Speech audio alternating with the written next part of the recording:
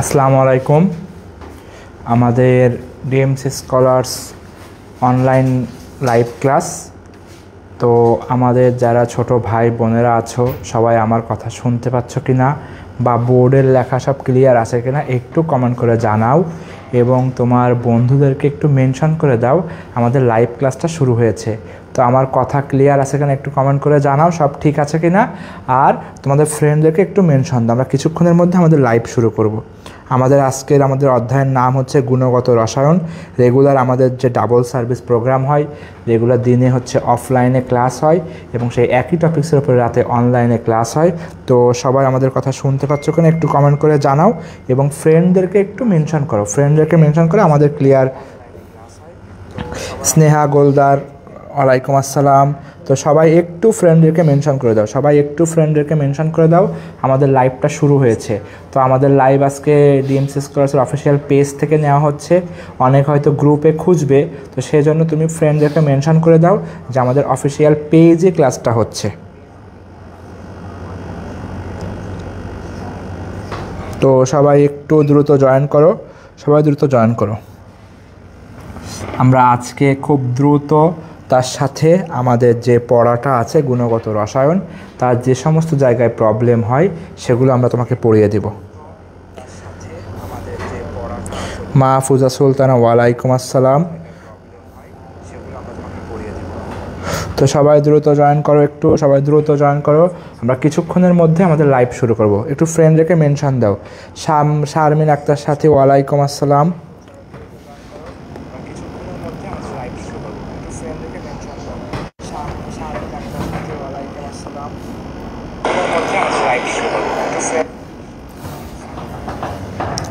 ওকে, tulip ভাইয়া কেমন আছো? আমিও ভালো। সরস্বতী নমস্কার। ওকে, ঠিক আছে। তাহমিদা ফারজানা, ওয়ালাইকুম আসসালাম। তো একটু ফ্রেন্ডদেরকে মেনশন করে দাও ভাইয়া আপু, আমরা শুরু করব কিছুক্ষণের মধ্যে, ঠিক আছে? তো আজকে আমাদের টপিকটার নাম হচ্ছে গুণগত রসায়ন। এটা আমাদের হচ্ছে মাস্টার বুকের পিডিএফ। তোমরা জানো আমাদের মেন বইয়ের পাশাপাশি যে সহায়ক বই মাস্টার বুক এবং কেমিস্ট্রির যে কয়টা রাইটার আছে, হাজারি স্যার, কবির স্যার, গুহ স্যার, সবগুলো রাইটারের মানে এক্সক্লুসিভ ইনফরমেশান আমরা এখানে অ্যাড করে দিয়েছি এবং সামারাইজ করে দিয়েছি। আমাদের হাজারি স্যারের বই না অনেক সুন্দর লেখা, বাট হ্যাফাজার্ড লেখা, সাজানো নাই। তো আমাদের সব তথ্যগুলো এক জায়গায় করে দেয়া আমাদের শ্যাম ভাইয়ের আবিষ্কার মাস্টার বুক। তো আমরা কিছুক্ষণের মধ্যে শুরু করব। সবাই একটু মনোযোগ দাও। ওকে, তাহলে আমরা শুরু করছি, তাকাও। তো আমি প্রথম দিকে কিছু মুখস্থ পড়া আমি একটু বলবো, যে মুখস্থ পড়াগুলো আসলে বোঝার কিছু নাই বা বেসিক পোর্শন নাই, এরকম মুখস্থ পড়া, এবং সেটা হচ্ছে আল্লাহ বানাইছে তাই ওই রকম। তো আমরা শুরু করি। খেয়াল করো, প্রথমে আমাদের যত বিজ্ঞানী আর সাল আমরা একসাথে করে দিয়েছি, সবাই একটু খেয়াল করো। আমরা পড়াশোনা শুরু করছি। প্রথম দেখো কি, থমসন নামক একজন বিজ্ঞানী, থমসন 1897 সালে ইলেকট্রন আবিষ্কার করছে। তাহলে পরীক্ষা যদি আসে ইলেকট্রন আবিষ্কার করেছে কোন বিজ্ঞানী, উত্তর হচ্ছে থমসন। এরপরে কোয়ান্টাম তত্ত্ব হচ্ছে ম্যাক্স প্ল্যাঙ্ক, আমরা সবাই জানি। এটা লাগবে রাদারফোর্ড। 1911 সালে স্বর্ণপাতে আলফা কণা পরীক্ষা করেন। এটা পরীক্ষা আসে, আলফা কণা পরীক্ষা কে করেন, উত্তর হচ্ছে রাদারফোর্ড। আলফা কণা পরীক্ষা কে করেন, উত্তর হচ্ছে রাদারফোর্ড। এবং আলফা কণা পরীক্ষায় কী আবিষ্কার করেন, নিউক্লিয়াস আবিষ্কার করেন। এর পরীক্ষা আসে, নিউক্লিয়াস কে আবিষ্কার করেন, উত্তর হচ্ছে রাদারফোর্ড। সবাই একটু কমেন্ট করো তো, নিউক্লিয়াস কে আবিষ্কার করে, কমেন্ট করো, নিউক্লিয়াস কে আবিষ্কার করে, সবাই কমেন্ট করো। তারপরে দেখো রিডবার্গ ধ্রুবকের মান আবিষ্কার করছে। নিচের দিকে আসো, আরেকজন বিজ্ঞানীর নাম হচ্ছে নিলস বোর হচ্ছে বোর মডেল প্রস্তাব করেন 1913 সালে। এটা পরীক্ষা আসে। তাহলে বোর মডেল কবে প্রস্তাব করেন, 1913 সালে। ডি ব্রগলি খুবই ইম্পর্টেন্ট। ডি ব্রগলি কত সাল, 1924 সাল। কি করছে, তরঙ্গ কণা দ্বৈততা, মানে আমি আসবো একটু পরে, ইলেকট্রনের যে কণা ধর্ম আছে আর তরঙ্গ ধর্ম আছে, ইলেকট্রনের যে কণা ধর্ম আছে আর তরঙ্গ ধর্ম আছে সেটা দ্বৈত প্রকৃতি কে বলছে, ডি ব্রগলি। আর হাইজেনবার্গের অনিশ্চয়তা নীতি আমরা নাম শুনছি, অনিশ্চয়তা নীতিকে হাইজেনবার্গ। তাহলে আমাদের এই অধ্যায়ের এই পিডিএফ আমি আপলোড দিয়ে দেবো, টেনশন নাই। এই পিডিএফটা আমরা একটু পরে আপলোড দিয়ে দেবো। তাহলে সকল বিজ্ঞানীদের নাম, কে কি আবিষ্কার করেছে, কত সালে, সেটা আমরা সবাই পড়লাম। এরপরে আসো মেইন আমাদের যে পড়া, খেয়াল করো। প্রথম দেখো আলফা কণা। আলফা কণা কি? আলফা কণা হচ্ছে হিলিয়াম পরমাণুর নিউক্লিয়াস। আলফা কণা কি? হিলিয়াম পরমাণুর নিউক্লিয়াস। হিলিয়াম পরমাণুতে 2টা প্রোটন থাকে, 2টা নিউট্রন থাকে। হিলিয়াম পরমাণুতে কি থাকে? 2টা প্রোটন থাকে আর 2টা নিউট্রন থাকে। আলফা কণা যেহেতু হিলিয়াম পরমাণুর নিউক্লিয়াস, তাই আলফা কণাতেও 2টা প্রোটন থাকবে আর 2টা নিউট্রন থাকবে। এত বেশি ইম্পর্টেন্ট না, এইটা সবচেয়ে ইম্পর্টেন্ট। পাতলা স্বর্ণের পাত, পাতলা স্বর্ণের পাত দেখো 0.404 সেন্টিমিটার। কত সেন্টিমিটার? 0.404। সোনার যে দাম, এই দামে এরম পাতলা নেওয়াই ঠিক, তাই তো? যে এত পাতলা কেন? সোনার দাম অনেক বেশি, 1,90,000 টাকা মনে হয় ভরি। সোনার দামের জন্য বিয়ে শাদী করতেছি না, যে কবে সোনার দাম কমবে তারপরে বিয়ে করব। তো যাই হোক, তাহলে কি ও সোনার পাত নিচে কত পুরো? 0.404 সেন্টিমিটার, 0.404 সেন্টিমিটার, ঠিক আছে। জিঙ্ক সালফাইডের পর্দা কি? জিঙ্ক সালফাইড, জিঙ্ক সালফাইডের পর্দা। এখান থেকে আর কিছু লাগবে না। রাদারফোর্ড কি পর্যবেক্ষণ করছে দেখো, এটা খুবই ইম্পর্টেন্ট। 20,000-এর মধ্যে একটা সোজা বিপরীত দিকে ফেরত, সেটা আমরা সবাই মোটামুটি জানি। এখান থেকে আর তেমন কিছু লাগবে না। নিচের দিকে আসো, নিচের দিকে আসো। এগুলো তেমন খুব বেশি ইম্পর্টেন্ট নয়, ইম্পর্টেন্ট যেখান থেকে আমি একটু পরে আসছি। এরপর দেখো পরমাণু। পরমাণুর ব্যাস বললে 10⁻⁻8 সেন্টিমিটার। সবাই কমেন্ট করো, এটা মেডিকেলে একবার আসছে। পরমাণুর ব্যাস কত? 10⁻⁸ সেন্টিমিটার। আর নিউক্লিয়াসের ব্যাস 10⁻⁻12 সেন্টিমিটার। তাহলে সবাই একটু কমেন্ট করো তো, পরমাণুর ব্যাস কত আর নিউক্লিয়াসের ব্যাস কত? এটা মেডিকেলে আসছে একটা পরীক্ষায় 2022 সালে। পরমাণুর ব্যাস 10⁻⁸, পরমাণুর ব্যাস 10⁻8 আর নিউক্লিয়াসের ব্যাস 10⁻⁻12, ঠিক আছে। এরপরে এখান থেকে নিচের দিকে আসো। এখান থেকে তেমন কিছু লাগবে না, এখান থেকে তেমন কিছু লাগবে না, এগুলো তেমন ইম্পর্টেন্ট না। যা আসে আমি একটু পরে দেখছি। দেখো খেয়াল করে, এটা লাগবে। রাদারফোর্ডের পরমাণু মডেলকে নিউক্লিয়ার মডেল। রাদারফোর্ড কি আবিষ্কার করেছে ভাইয়া? সবাই কমেন্ট করো। রাদারফোর্ড নিউক্লিয়াস আবিষ্কার করছে, নিউক্লিয়াস। রাদারফোর্ড নিউক্লিয়াস আবিষ্কার করছে। একে সোলার সিস্টেম অ্যাটম মডেল বলা হয়। কেন? সৌরজগতের সাথে তুলনা করা হয়। তাহলে রাদারফোর্ড নিউক্লিয় মডেল আর সোলার সিস্টেম অ্যাটম মডেল বলা হয়, ঠিক আছে। আরে একজন বলছে এত কিপটা আপনি ভাইয়া। ভাই স্বর্ণের দাম 1 ভরি হচ্ছে 1,90,000। তুমি বোঝো 1 ভরি স্বর্ণে কিচ্ছু হয় না আজকাল। তাহলে যদি 10 ভরি স্বর্ণ হয় কত হয়? 20 লাখ। আমাদের 2 বার বিক্রি করা লাগবে না। যাই হোক, আসো। তাহলে রাদারফোর্ডের নিউক্লিয়ার মডেল বা সোলার সিস্টেম অ্যাটম মডেল বলা হয়। এটুকু মনে রাখতে হবে। পরমাণু কেমন? বিদ্যুৎ নিরপেক্ষ। পরমাণু কেমন হবে? বিদ্যুৎ নিরপেক্ষ। এখান থেকে আর তেমন কিছু আসলে লাগে না। যেখান থেকে লাগে আমি সেখান থেকে একদম লাইন বাই লাইন পড়াবো। একটু আসো, নিচের দিকে আসো। রাদারফোর্ডের মডেলের সীমাবদ্ধতাটা একবার ঢাকা ভার্সিটিতে আসছে কি? পরমাণুর বর্ণালী ব্যাখ্যা করতে পারে না, পরমাণুর বর্ণালী ব্যাখ্যা করতে পারে না। এটা জাস্ট মুখস্থ পড়া ভাই। রাদারফোর্ড থেকে মেডিকেলে কখনো কোশ্চেন আসে নাই, তাই আমরা এটা এত গুরুত্বপূর্ণ দিচ্ছি না। এইবার হচ্ছে সবাই মনোযোগ দাও। আমি একটু সামারাইজ করি। আমরা প্রথমে পড়ছি রাদারফোর্ডের মডেল। কত সাল? 1911 সাল। আমরা সবাই রিপিট করবা, ঠিক আছে? কত সাল? 1911 সাল। কি পরীক্ষা? স্বর্ণপাত বীক্ষণ পরীক্ষা। কোন কণা নিয়েছিল? আলফা কণা নিয়েছিল। আমরা সবাই রিপিট করো। কোন কণা নিয়েছিল? আলফা কণা নিয়েছিল। স্বর্ণের পাতের পুরুত্ব কত? 0.404, মানে 404 সেন্টিমিটার। কি পর্দা নিয়েছিল? জিঙ্ক সালফাইডের পর্দা। কি দেখেছিল? 99% কণা পাতভেদ করে চলে যায়, 20,000-এর মধ্যে একটা বিপরীত দিকে চলে আসে। পরমাণুর ব্যাস কত বলেছিল? 10⁻⁻8 সেন্টিমিটার। আর নিউক্লিয়াসের ব্যাস বলেছিল 10⁻⁻12 সেন্টিমিটার। একে সোলার সিস্টেম অ্যাটম মডেল বলা হয় বা নিউক্লিয় মডেল বলা হয়। এটা আসলে খুব যে কঠিন জিনিস, খুব যে ইম্পর্টেন্ট জিনিস এমন না। এটা বইয়ে আছে তাই আমরা পড়ছিলাম। এখন থেকে আমরা যে কথাটুকু বলবো, সবাই মনোযোগ দাও। এখন থেকে আমরা যেটুকু বলবো এইখান থেকে মেডিকেল পরীক্ষার জন্য ইম্পর্টেন্ট। সবাই তাকাও। আমরা একটু খেয়াল করো, সবাই মনোযোগ দাও, আমরা একটু স্ক্রিনে যাই, তাকাও। আমরা এখন পড়বো বোর পরমাণু মডেল। সবাই মনোযোগ দাও। কি model? Bohr model. Bore model কত সালে? 1913 সালে। তাহলে বোর পরমাণু মডেল কত সালে? সবাই একটু কমেন্ট করো। 1913 সালে। বোর মডেলের স্বীকার্য কয়টা? 3টা স্বীকার্য। তাহলে বোর মডেলের কয়টা স্বীকার্য? 3টা স্বীকার্য। 1 নম্বর স্বীকার্যের নাম হচ্ছে স্থায়ী কক্ষপথ। তাহলে 1 নম্বর স্বীকার্যের নাম কি ভাই? স্থায়ী কক্ষপথ। স্থায়ী কক্ষপথ কেমন হবে? বৃত্তাকার হবে। তাহলে স্থায়ী কক্ষপথ কেমন হবে ভাই? বৃত্তাকার হবে। কেমন বৃত্তাকার? সবাই তাকাও। এটা যদি নিউক্লিয়াস হয়, নিউক্লিয়াসের 4 সাইডে এরকম করে শক্তি স্তর আছে এবং এই শক্তি স্তরকে স্থায়ী বৃত্তাকার কক্ষপথ বলা হয়। 2 নম্বর যে সত্য সেটা হচ্ছে MVR এর সূত্র।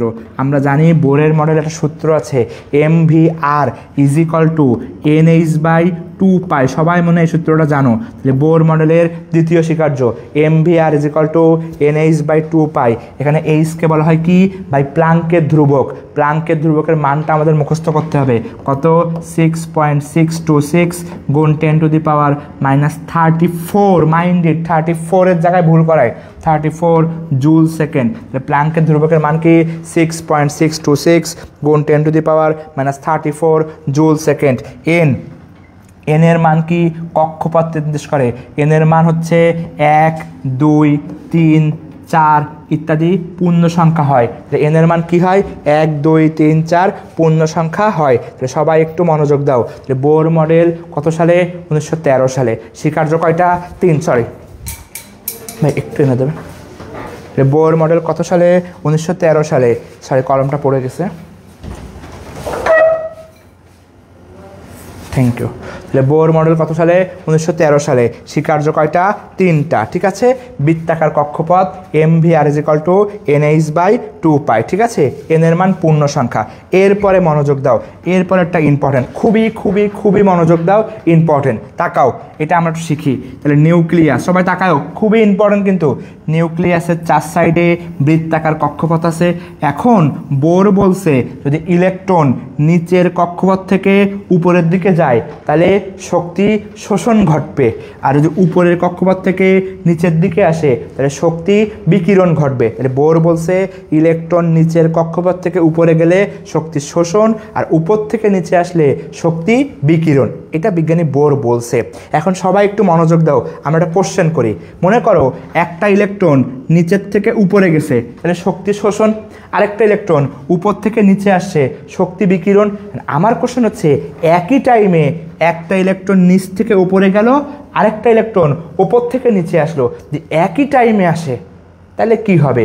শোষণ নাকি বিকিরণ? তো আমি আবার বলি, ইলেকট্রন নর্মালের নিচ থেকে উপরে গেলে শোষণ, সবাই মনোযোগ দাও, আর উপর থেকে নিচে আসলে বিকিরণ। আমি বললাম একই টাইমে একটা নিচ থেকে উপরে যাবে, আর একটা উপর থেকে নিচে আসবে, তাহলে শোষণ বিকিরণ একসাথে কেমনে হবে? তাহলে লাইনটাই হয়ে গেল এরকম যে লোকটা মোটা করে চিকন। তাহলে মোটা চিকন তো পাশাপাশি জীবনে হয় না, শোষণ বিকিরণ পাশাপাশি হয় না। তাহলে এই কোশ্চেনটা বিজ্ঞানী বোরকে করা হয়েছিল যে ভাই আপনার যে মডেল, ওই মডেলে আপনি তো বলতেছেন নিচের তো উপরে গেলে শোষণ, উপরের তো নিচে আসলে বিকিরণ, একই টাইমে হলে কি করব? বোর বলে আমি পারি না। বোর বলছে যে দুটো ইলেকট্রন থাকলে কি হবে, এই ব্যাখ্যা বোর পারে না। বোর বলছে মাত্র একটাই ইলেকট্রন থাকবে। মনোযোগ দাও, কয়টা ইলেকট্রন? একটাই ইলেকট্রন। হয় সে নিচ থেকে উপরে যাবে অথবা সে উপর থেকে নিচে আসবে। একই সাথে 2 ইলেকট্রন থাকলে ঝামেলা বাঁধে। তাই বোর মডেল কেবলমাত্র এক ইলেকট্রন, যাদের এক ইলেকট্রন কাদের আছে? হাইড্রোজেন। এক ইলেকট্রন কাদের আছে? হিলিয়াম একটা প্লাস। এক ইলেকট্রন কাদের আছে? লিথিয়াম 2টা প্লাস। এক ইলেকট্রন কাদের আছে? বেরিলিয়াম 3টা প্লাস। এদের একটা করে ইলেকট্রন আছে। ওই একটা ইলেকট্রন হয় নিচ থেকে উপরে যাবে অথবা উপর থেকে নিচে আসবে। কিন্তু দুটো ইলেকট্রন হইতো তাহলে এরকম ঝামেলা বাঁধতো, একটা উপর থেকে নিচে আর একটা উপর থেকে নিচে। এই জন্য বোর মডেল কেবলমাত্র এক ইলেকট্রনকে ব্যাখ্যা করতে পারে, একাধিক ইলেকট্রন ব্যাখ্যা করতে পারে না। তুমি কি এটা বুঝতে পেরেছো যে বোর মডেল কেন এক ইলেকট্রন ব্যাখ্যা করতে পারে? তুমি কি এটা বুঝতে পেরেছো যে বোর মডেল কেন এক ইলেকট্রন ব্যাখ্যা করতে পারে, কেন 2 ইলেকট্রন পারে না? বুঝলে লেখো তো জি ভাইয়া ডান। তুমি লিখলে লেখো জি ভাইয়া ডান। একজন বলছে মোটা করে চিকন, ঠিক। যাক, একটাই ইলেকট্রন ব্যাখ্যা করতে পারে। তাহলে আমরা একটু বোর মডেলে আসি, সবাই তাকাও। তাহলে বোর পরমাণু মডেল। এখন খেয়াল করো, আমরা একদম এই পেজের একদম প্রথমে, সবাই একটু মনোযোগ দাও, এটা কিন্তু খুবই ইম্পর্টেন্ট একটা অবজেক্টিভ। সেটা কি, এই পেজের একদম প্রথমে দেখো, সরি দেখো, এই পেজে লিখছিলাম ম্যাক্স প্লাঙ্ক। ম্যাক্স, সবাই তাকাও, কি লিখছিলাম দেখো, ম্যাক্স প্লাঙ্ক কোন তত্ত্ব দিচ্ছে? কোয়ান্টাম তত্ত্ব। তাহলে ম্যাক্স প্লাঙ্ক কোন তত্ত্ব? কোয়ান্টাম তত্ত্ব। তা আমরা একটু আগে বলছি এইচ হচ্ছে প্লাঙ্কের ধ্রুবক। তাহলে বোর মডেল প্লাঙ্কের কোয়ান্টাম তত্ত্ব নিয়ে তৈরি হয়েছে। তাহলে বোর ম্যাক্স প্লাঙ্ক কোন তত্ত্ব? কোয়ান্টাম তত্ত্ব। ম্যাক্স প্লাঙ্কের ধ্রুবকের নাম কি? এইচ। তো আমরা জানি বোর মডেলে MVR = NH আছে। তাহলে বোর মডেল কোন তত্ত্ব? কোয়ান্টাম তত্ত্ব। সবাই একটু কমেন্ট করো। তাহলে বোর মডেল কোন তত্ত্ব? কোয়ান্টাম তত্ত্ব। সবাই কমেন্ট করো। তাহলে বোর মডেল কোন তত্ত্বের উপর ভিত্তি করে তৈরি? কোয়ান্টাম তত্ত্বের উপর ভিত্তি করে তৈরি, কারণ প্লাঙ্কের ধ্রুবক আছে তাই। তারপর তিনটা শক্তির সূত্র, এটা হচ্ছে স্থির কক্ষপথ কেমন হবে? বৃত্তাকার কক্ষপথ হবে। তাহলে কেমন হবে? বৃত্তাকার কক্ষপথ। এরপরে আসো ইলেকট্রনের কৌণিক ভরবেগ, আসুক ইলেকট্রনের কৌণিক ভরবেগ। ইলেকট্রনের যদি কৌণিক ভরবেগ থাকে সূত্র কি হবে? MVR = NH/2π। তাহলে ইলেকট্রনের কৌণিক ভরবেগের সূত্র কি হবে? MVR = NH/2π। তাহলে সবাই মনোযোগ দাও। তাহলে কৌণিক ভরবেগের বেলা কি? MVR = NH/2π। Sorry okay. এরপর দেখো MVR = NH/2π। এইচ এর মানকে বলা হয় প্লাঙ্কের ধ্রুবক। প্লাঙ্কের ধ্রুবকের মান কত? 6.626 × 10⁻34 জুল সেকেন্ড। শক্তির শোষণ ও বিকিরণ, নিচের থেকে উপরে গেলে শোষণ, উপর থেকে নিচে গেলে বিকিরণ।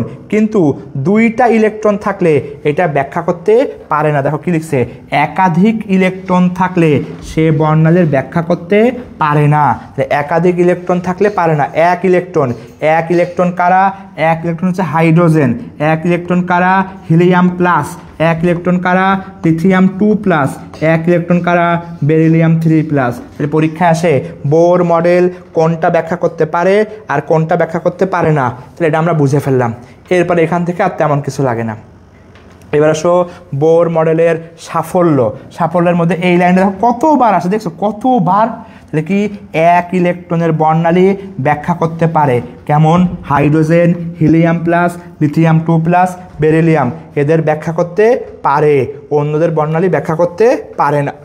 এরপর নিচের দিকে আসো। তাহলে খেয়াল করো, হাইড্রোজেন পরমাণুর প্রথম কক্ষপথের ব্যাসার্ধকে বোর ব্যাসার্ধ বলে, মুখস্থ করতে হবে। হাইড্রোজেন পরমাণুর প্রথম কক্ষপথের ব্যাসার্ধ কি বলে? বোর ব্যাসার্ধ। মান দেখো 5.29 10⁻11 মিটার, বা এটা পরীক্ষায় আসে 0.53 অ্যাংস্ট্রম। তাহলে পরীক্ষায় আসে বোর ব্যাসার্ধের মান কত? সবাই কমেন্ট করো তো, বোর ব্যাসার্ধের মান। সবাই কমেন্ট করো, বোর ব্যাসার্ধের মান কত? মানে হাইড্রোজেন পরমাণুর প্রথম কক্ষপথের ব্যাসার্ধের মান সবাই কমেন্ট করো। তাহলে বোর ব্যাসার্ধের মান কত? আমি সবার কমেন্ট পড়তে চাই। তাহলে বোর ব্যাসার্ধের মান কত? সবাই কমেন্ট করো তো, 0.53 অ্যাংস্ট্রম। সবাই মনোযোগ দাও। এরপর দেখো রিডবার্গ ধ্রুবক নামক একটা ধ্রুবক আছে, এটা আমরা অনেকে জানি, RH দিয়ে প্রকাশ করা হয়। রিডবার্গ ধ্রুবকের মানটা পরীক্ষায় আসে। আমি যেভাবে উচ্চারণ করব সেভাবে উচ্চারণ করলে তোমার জন্য সুবিধা হবে মনে রাখার। কি? 109.678। রিডবার্গ ধ্রুবকের মান কত? আমার সাথে সবাই বলো, অ্যাকচুয়াল মান কত? 109.678। সবাই এভাবে উচ্চারণ করো আমার সাথে, 109.678। সবাই উচ্চারণ করো, 109.678। সবাই উচ্চারণ করো। সবাই কমেন্টেও লেখো 109.678। সবাই কমেন্টে লেখো রিডবার্গ ধ্রুবকের মান কত? আমি সবার কমেন্ট পড়তে চাই। সবাই একটু কমেন্ট করো, রিডবার্গ ধ্রুবকের মান কত? আমরা কেমনে মনে রাখবো? 109.678। সবাই একটু কমেন্ট করো তো রিডবার্গ ধ্রুবকের মান। সবাই একটু কমেন্ট করো রিডবার্গ ধ্রুবকের মান। MM রহমান কমেন্ট করছে। তৌফিক ফয়সাল, সৌমিক ফরহাদ, কেমন আছো ভাইয়া? তোমরা ক্লাস দেখতেছো, আমার গতবারের খুব প্রিয় স্টুডেন্ট। এবার দেখো মৌসুমা হোসেন, স্নেহা গোলদার, তারপরে মিতু বিশ্বাস, নিলয় মণ্ডল, সবাই কমেন্ট করছে। তাহলে 109.678, এটা অনেকবার পরীক্ষায় আসছে। রিডবার্গ ধ্রুবকের মান কত? সরস্বতী কমেন্ট করেছে আইডি থেকে। তারপরে সবাই কমেন্ট করো। তাসলিমা খাতুন কমেন্ট করেছে 109 6 7 8। সবাই একটু কমেন্ট করো। স্নেহা গোলদার কমেন্ট করেছে 109 6 7 8। শারমিন আক্তার সাথী কমেন্ট করেছে 109 6 7 8। ফারিহা হক পূর্বী কমেন্ট করেছে ভেরি গুড। সবাই একটু কমেন্ট করো। রিডবার্গ ধ্রুবকের মান কত? 109 6 7 8 লিখছো। অর্চনা বালা অধিকারী কমেন্ট করেছে, মাহফুজা সুলতানা কমেন্ট করেছে ভেরি গুড। সবাই কমেন্ট করো, সবাই কমেন্ট করো। নাসরিন সুলতানা আমিনা কমেন্ট করেছো আপু, আজমিরা কমেন্ট করেছো, তারপরে অন্যরাও কমেন্ট করো। সুরাইয়া তাসনিম কমেন্ট করেছে very good. Umme Habiba comment করেছো ভেরি গুড। তারপর সবাই কমেন্ট করো। নিশাত তাসনিম কমেন্ট করেছো, নিচের দিকে আসো, তারপরে এবারে আসো। তাহামিদা ফাজজানা কমেন্ট করেছে, অঞ্জনা সরকার কমেন্ট করেছে ভেরি গুড। একটা পরীক্ষায় আসে, তাহলে এটা আমাদের গেল। এরপরে 3টা অবজেক্টিভ লাগবে, সবাই একটু মনোযোগ দাও। আমি এটা অনেকে জানো, তাও আমি আরেকবার একটু বলি, সবাই দেখো। মহানম মণ্ডল কমেন্ট করেছে, আমি একটু লাইনটা লিখি, সবাই দেখো। তম কক্ষপথের দুটো সূত্র, তম কক্ষপথের ব্যাসার্ধ, তম কক্ষপথের ব্যাসার্ধ সমান সমান আর গুণ n স্কোয়ার। আরটা লেখো, তম কক্ষপথের শক্তি is equal to E into 1/n square. এটা 2টা সূত্র, সবাই একটু স্ক্রিনশট নিয়ে রাখো। সামিরা ইসলাম স্নিগ্ধা কমেন্ট করেছো, চিল কুইন বাবা। তারপরে হচ্ছে সে কমেন্ট করেছে, রিয়া তামান্না কমেন্ট করেছে, মিতু বিশ্বাস কমেন্ট করেছে। তাহলে সবাই একটু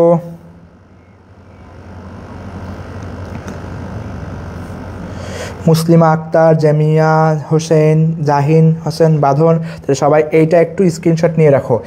তম কক্ষপথের ব্যাসার্ধ বললে n স্কোয়ার দিয়ে গুণ, তম কক্ষপথের শক্তি বললে 1/n স্কোয়ার। তাহলে সবাই মনোযোগ দাও। তো n এর মান 3 বলে, তাহলে থার্ড কক্ষপথের ব্যাসার্ধ, তাহলে ব্যাসার্ধ মানে 3 স্কোয়ার মানে হচ্ছে 9 গুণ r। যদি বলা হয় থার্ড কক্ষপথের শক্তি, তাহলে শক্তি বললে 1/n স্কোয়ার, তাহলে 1/3 স্কোয়ার ইন্টু ই, তাহলে হবে e/9। তুমি কি জিনিসটা বুঝতে পেরেছো? যে তম কক্ষপথের ব্যাসার্ধ, তম কক্ষপথের শক্তি। তাহলে আমরা একটু বয়ে যাই, সবাই খেয়াল করো। দেখো, যদি ব্যাসার্ধ বলে, তাহলে ব্যাসার্ধ বললে n স্কোয়ার দিয়ে গুণ, অর্থাৎ তৃতীয় কক্ষপথের ব্যাসার্ধ যেমন দেখো 3 স্কোয়ার বা 9r, এটা পরীক্ষা আসছে। এবার শক্তিতে যাও, শক্তি হলে 1/n স্কোয়ার, তৃতীয় কক্ষপথের শক্তি 1/3 স্কোয়ার মানে 1/9। এটা মেডিকেলে অনেকবার আসছে। তুমি কি এটা বুঝতে পেরেছো? বুঝতে পারলে কমেন্ট করো তো, জি ভাইয়া বুঝেছি। তম কক্ষপথের ব্যাসার্ধ, তম কক্ষপথের শক্তি, ভেরি গুড। এরপরে আসো ডি ব্রগলি। তাহলে ডি ব্রগলি কী করছে দেখো, ডি ব্রগলি 1924 সালটা খুবই ইম্পর্টেন্ট। 1924 সালে তরঙ্গ কণা দ্বৈততা মানে দ্বৈত ধর্ম, ভাই কী জিনিস, ইলেকট্রনের তো কণা ধর্মও আছে, তরঙ্গ ধর্মও আছে। এটা পরীক্ষা আসে তরঙ্গ কণা দ্বৈততা। তরঙ্গ কণা দ্বৈততা হচ্ছে কে আবিষ্কার করছে? De Broglie.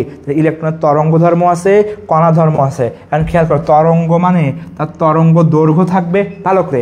তরঙ্গ মানে কি থাকবে? তরঙ্গ দৈর্ঘ্য থাকবে। আর কণা মানে তার ভর আর বেগ থাকবে, ভালো করে। কণা, একটা কণা মানে পদার্থ, তাহলে তার ভর থাকবে, বেগ থাকবে, আর তরঙ্গ মানে তরঙ্গ দৈর্ঘ্য থাকবে। ডি ব্রগলি বলছে তরঙ্গ ধর্ম কণা ধর্মের উল্টা। ডি ব্রগলি কি বলছে? কণা ধর্ম মানে ভর ইন্টু বেগ, আর তরঙ্গ দৈর্ঘ্য মানে তরঙ্গ দৈর্ঘ্য। তাহলে তরঙ্গ ধর্ম কণা ধর্মের উল্টা। ধ্রুবক চিহ্ন দিতে হবে, সমানুপাতিক তুলে দিই। তাহলে সমানুপাতিক তুলে দিলে ধ্রুবক চিহ্নের নাম হচ্ছে H/mv। এই সূত্রটা সবাই লিখে রাখো। ডি ব্রগলির সমীকরণ এই দেখো, lambda is equal two H/mv। এর মধ্যে ল্যামডা মানে তরঙ্গ দৈর্ঘ্য, দ্যাট মিন্স তরঙ্গ ধর্ম, আর mv মানে ভরবেগ, ভরবেগ মানে হচ্ছে কণা ধর্ম। সবাই কি ডি ব্রগলি বুঝতে পেরেছো? সবাই কি ডি ব্রগলি বুঝেছো? আমাকে একটু কমেন্ট করো তো। সবাইকে ডি ব্রগলি বুঝেছো? তরঙ্গ মানে তরঙ্গ দৈর্ঘ্য আর কণা মানে ভরবেগ। যদি পরীক্ষা আসে ভরবেগ বেশি, তরঙ্গ কি হবে? কম। আর তরঙ্গ দৈর্ঘ্য বেশি, তার ভরবেগ কি হবে? কম। এটা পরীক্ষা আসছে, এটা ভার্সিটিতে একবার আসে, ঢাকা ভার্সিটিতে, যে একটা ইলেকট্রনের ভরবেগ বেশি হলে তার তরঙ্গ দৈর্ঘ্য কী হবে? সবাই কমেন্ট করো তো, একটা ইলেকট্রনের ভরবেগ বেশি হলে তার তরঙ্গ দৈর্ঘ্য কী হবে? সবাই কমেন্ট করো, ঢাকা ভার্সিটির কোশ্চেন, সবাই কমেন্ট করো। তাহলে একটা ইলেকট্রনের ভরবেগ বেশি হলে তার তরঙ্গ ধর্ম কী হবে? সবাই কমেন্ট করো। তাহলে একটা ইলেকট্রনের ভরবেগ বেশি হলে তার তরঙ্গ দৈর্ঘ্য কী হবে? সবাই কমেন্ট করো দেখি। আচ্ছা, তাহলে এই যে সবাই কমেন্ট করে দেখাও, এই যে তরঙ্গ ধর্ম আছে, এই যে তরঙ্গ ধর্ম আছে, তরঙ্গ ধর্মকে কাজে লাগিয়ে আমরা ইলেকট্রন মাইক্রোস্কোপ আবিষ্কার করি। তাহলে তরঙ্গ ধর্মকে কাজে লাগিয়ে আমরা কি আবিষ্কার করি? ইলেকট্রন মাইক্রোস্কোপ আবিষ্কার করি। তাহলে পরীক্ষা আসে ইলেকট্রন মাইক্রোস্কোপ কিভাবে আবিষ্কার হয়েছে? তরঙ্গ ধর্মকে কাজে লাগিয়ে ইলেকট্রন মাইক্রোস্কোপ আবিষ্কার করছে। তাহলে সবাই একটু কমেন্ট করো যে ভরবেগ বেশি হলে তরঙ্গ দৈর্ঘ্য কী হবে? এটা কিন্তু ঢাকা ভার্সিটির কোশ্চেন। নীলয় মণ্ডল কমেন্ট করেছে কম হবে, সবাই কমেন্ট করো। তারপরে তৌফিক ফয়সাল কমেন্ট করেছে, সবাই কমেন্ট করো। স্নেহা গোলদার কমেন্ট করেছে ভেরি গুড। তাহলে হাতে গুনে এই কয়জন কেন? অনেক মানুষ ক্লাস করতেছে, এত মানুষ ক্লাস করছে, মাত্র 4-5 জন কমেন্ট করতেছে। 100-র উপরে মানুষ ক্লাস করতেছে, মাত্র 4-5 জন কমেন্ট করলে হবে? তাহলে সবাই কমেন্ট করো। সবাই একটু কমেন্ট করলে কী হয়, ওই যখন টাইপ করবে তোমার ব্রেনটা খেলবে, সেজন্য সবাই কমেন্ট করবা প্লিজ। তাহলে মুসলিমা আক্তার, মিতু বিশ্বাস ভেরি গুড, সবাই কমেন্ট করবা। তারপরে শারমিন আক্তার সাথী কমেন্ট করছে, তারপর সবাই কমেন্ট করো। ওকে, এরপর দেখো একটা সূত্র আছে হাইজেনবার্গের নীতি। কি নীতি? অনিশ্চয়তা নীতি। কি বলছে এটা সূত্র? Del x del p equal to h/4π। খালি মুখস্থ রাখতে হবে। তাহলে হাইজেনবার্গের অনিশ্চয়তা নীতি del x del P h/4π। সবাই একটু মনোযোগ দাও। এরপরে আসলে শ্রোডিঞ্জার একটা সমীকরণ আবিষ্কার করছে। শ্রোডিঞ্জারের সমীকরণে সাই বলে একটা কথা আছে, সাই স্কোয়ার বলে একটা কথা আছে। ওটা অনেক কঠিন, তুমি এত ডিপে যাও না, তুমি খালি মনে রাখো সাই স্কোয়ার যখন থাকবে সেটা অরবিটাল প্রকাশ করবে। আমি একটু পরে আসতেছি অরবিটাল কী জিনিস। যে সাই স্কোয়ার কী প্রকাশ করবে? অরবিটাল প্রকাশ করবে। ঠিক আছে, ওকে। তাহলে এই পর্যন্ত আমরা একটু বইয়ের লাইন বাই লাইন পড়ছি। এবার সবাই মনে করো এখানে যারা আছো সবাই একটু মনোযোগ দিবা। আমি তোমাকে 5টা মিনিট তোমার মনোযোগ আকর্ষণ করছি। এই 5টা মিনিট আমি যা বলবো এটা কেউ তোমাকে শেখানো হয় নাই। আমি যে 5 মিনিট বলবো আমি চ্যালেঞ্জ, এটা কেউ তোমাকে শেখায় নাই।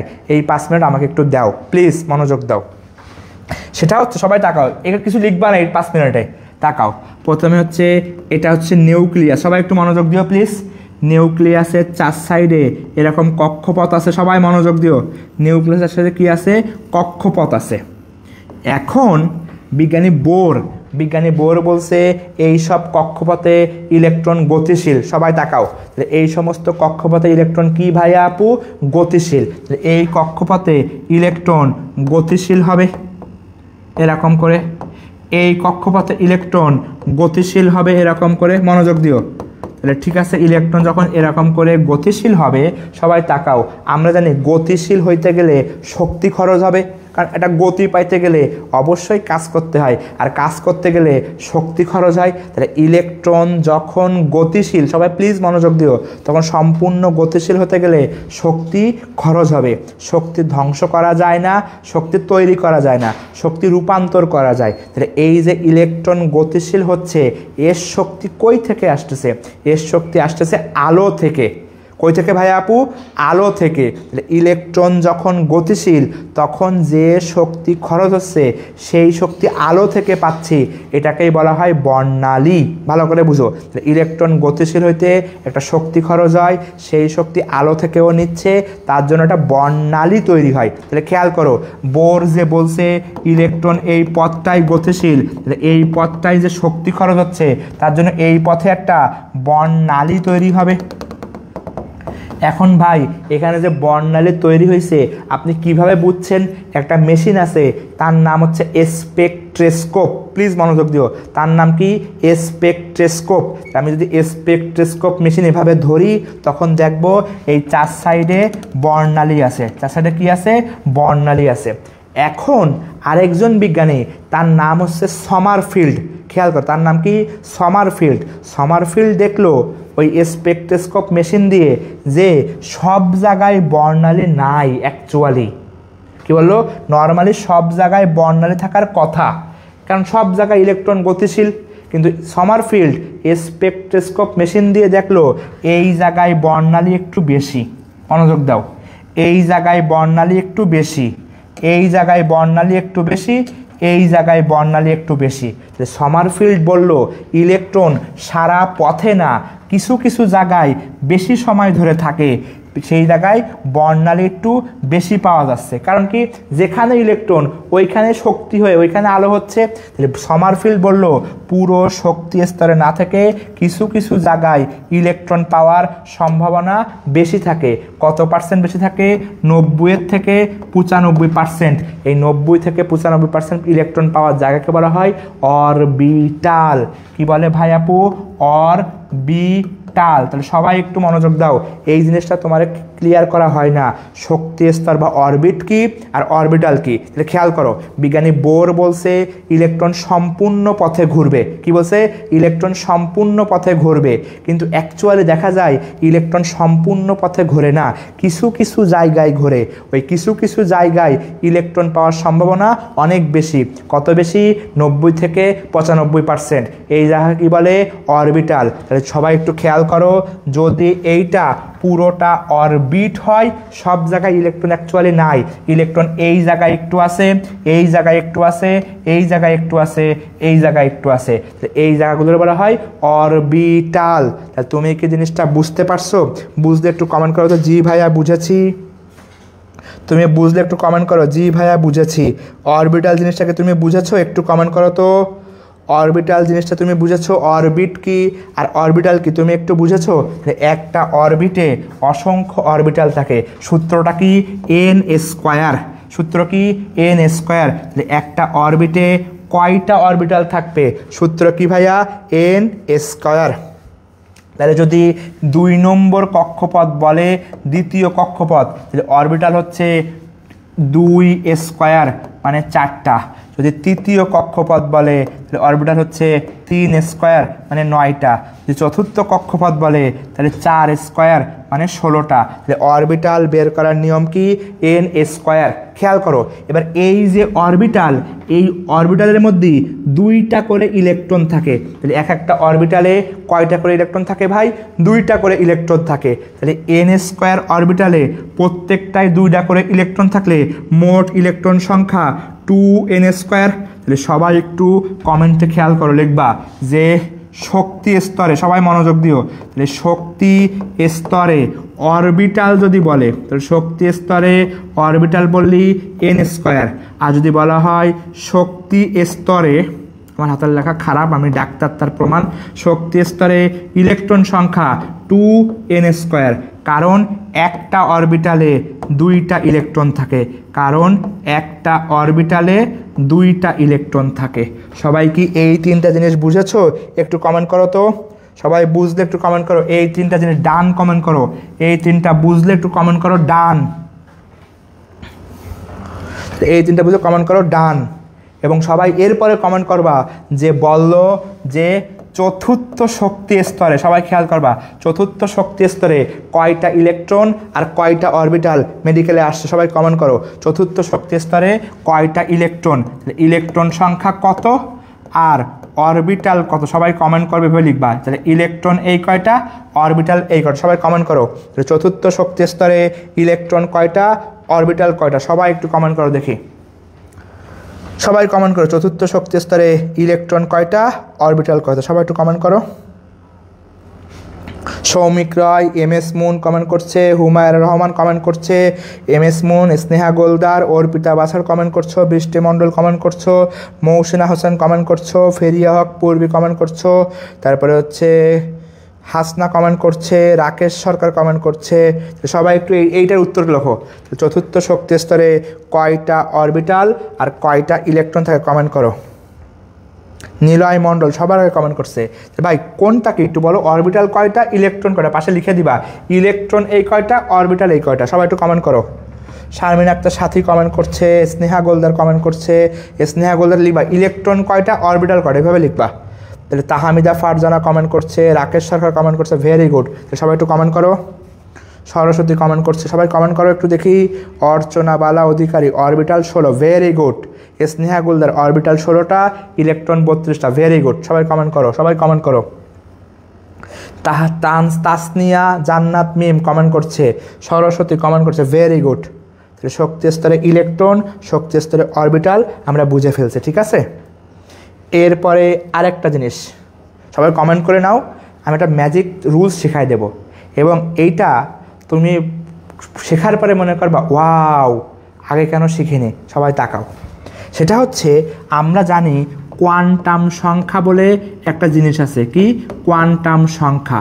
তাহলে কোয়ান্টাম সংখ্যা মোট আছে 4 প্রকার। কয় প্রকার ভাই? 4 প্রকার। একটা হচ্ছে প্রধান কোয়ান্টাম সংখ্যা n দিয়ে প্রকাশ করা হয়, একটা হচ্ছে সহকারী কোয়ান্টাম সংখ্যা l দিয়ে প্রকাশ করা হয়, একটা চৌম্বকীয় কোয়ান্টাম সংখ্যা m দিয়ে প্রকাশ করা হয়, আর একটা স্পিন কোয়ান্টাম সংখ্যা s দিয়ে প্রকাশ করা হয়। এই কোয়ান্টাম সংখ্যা মোট কয়টা?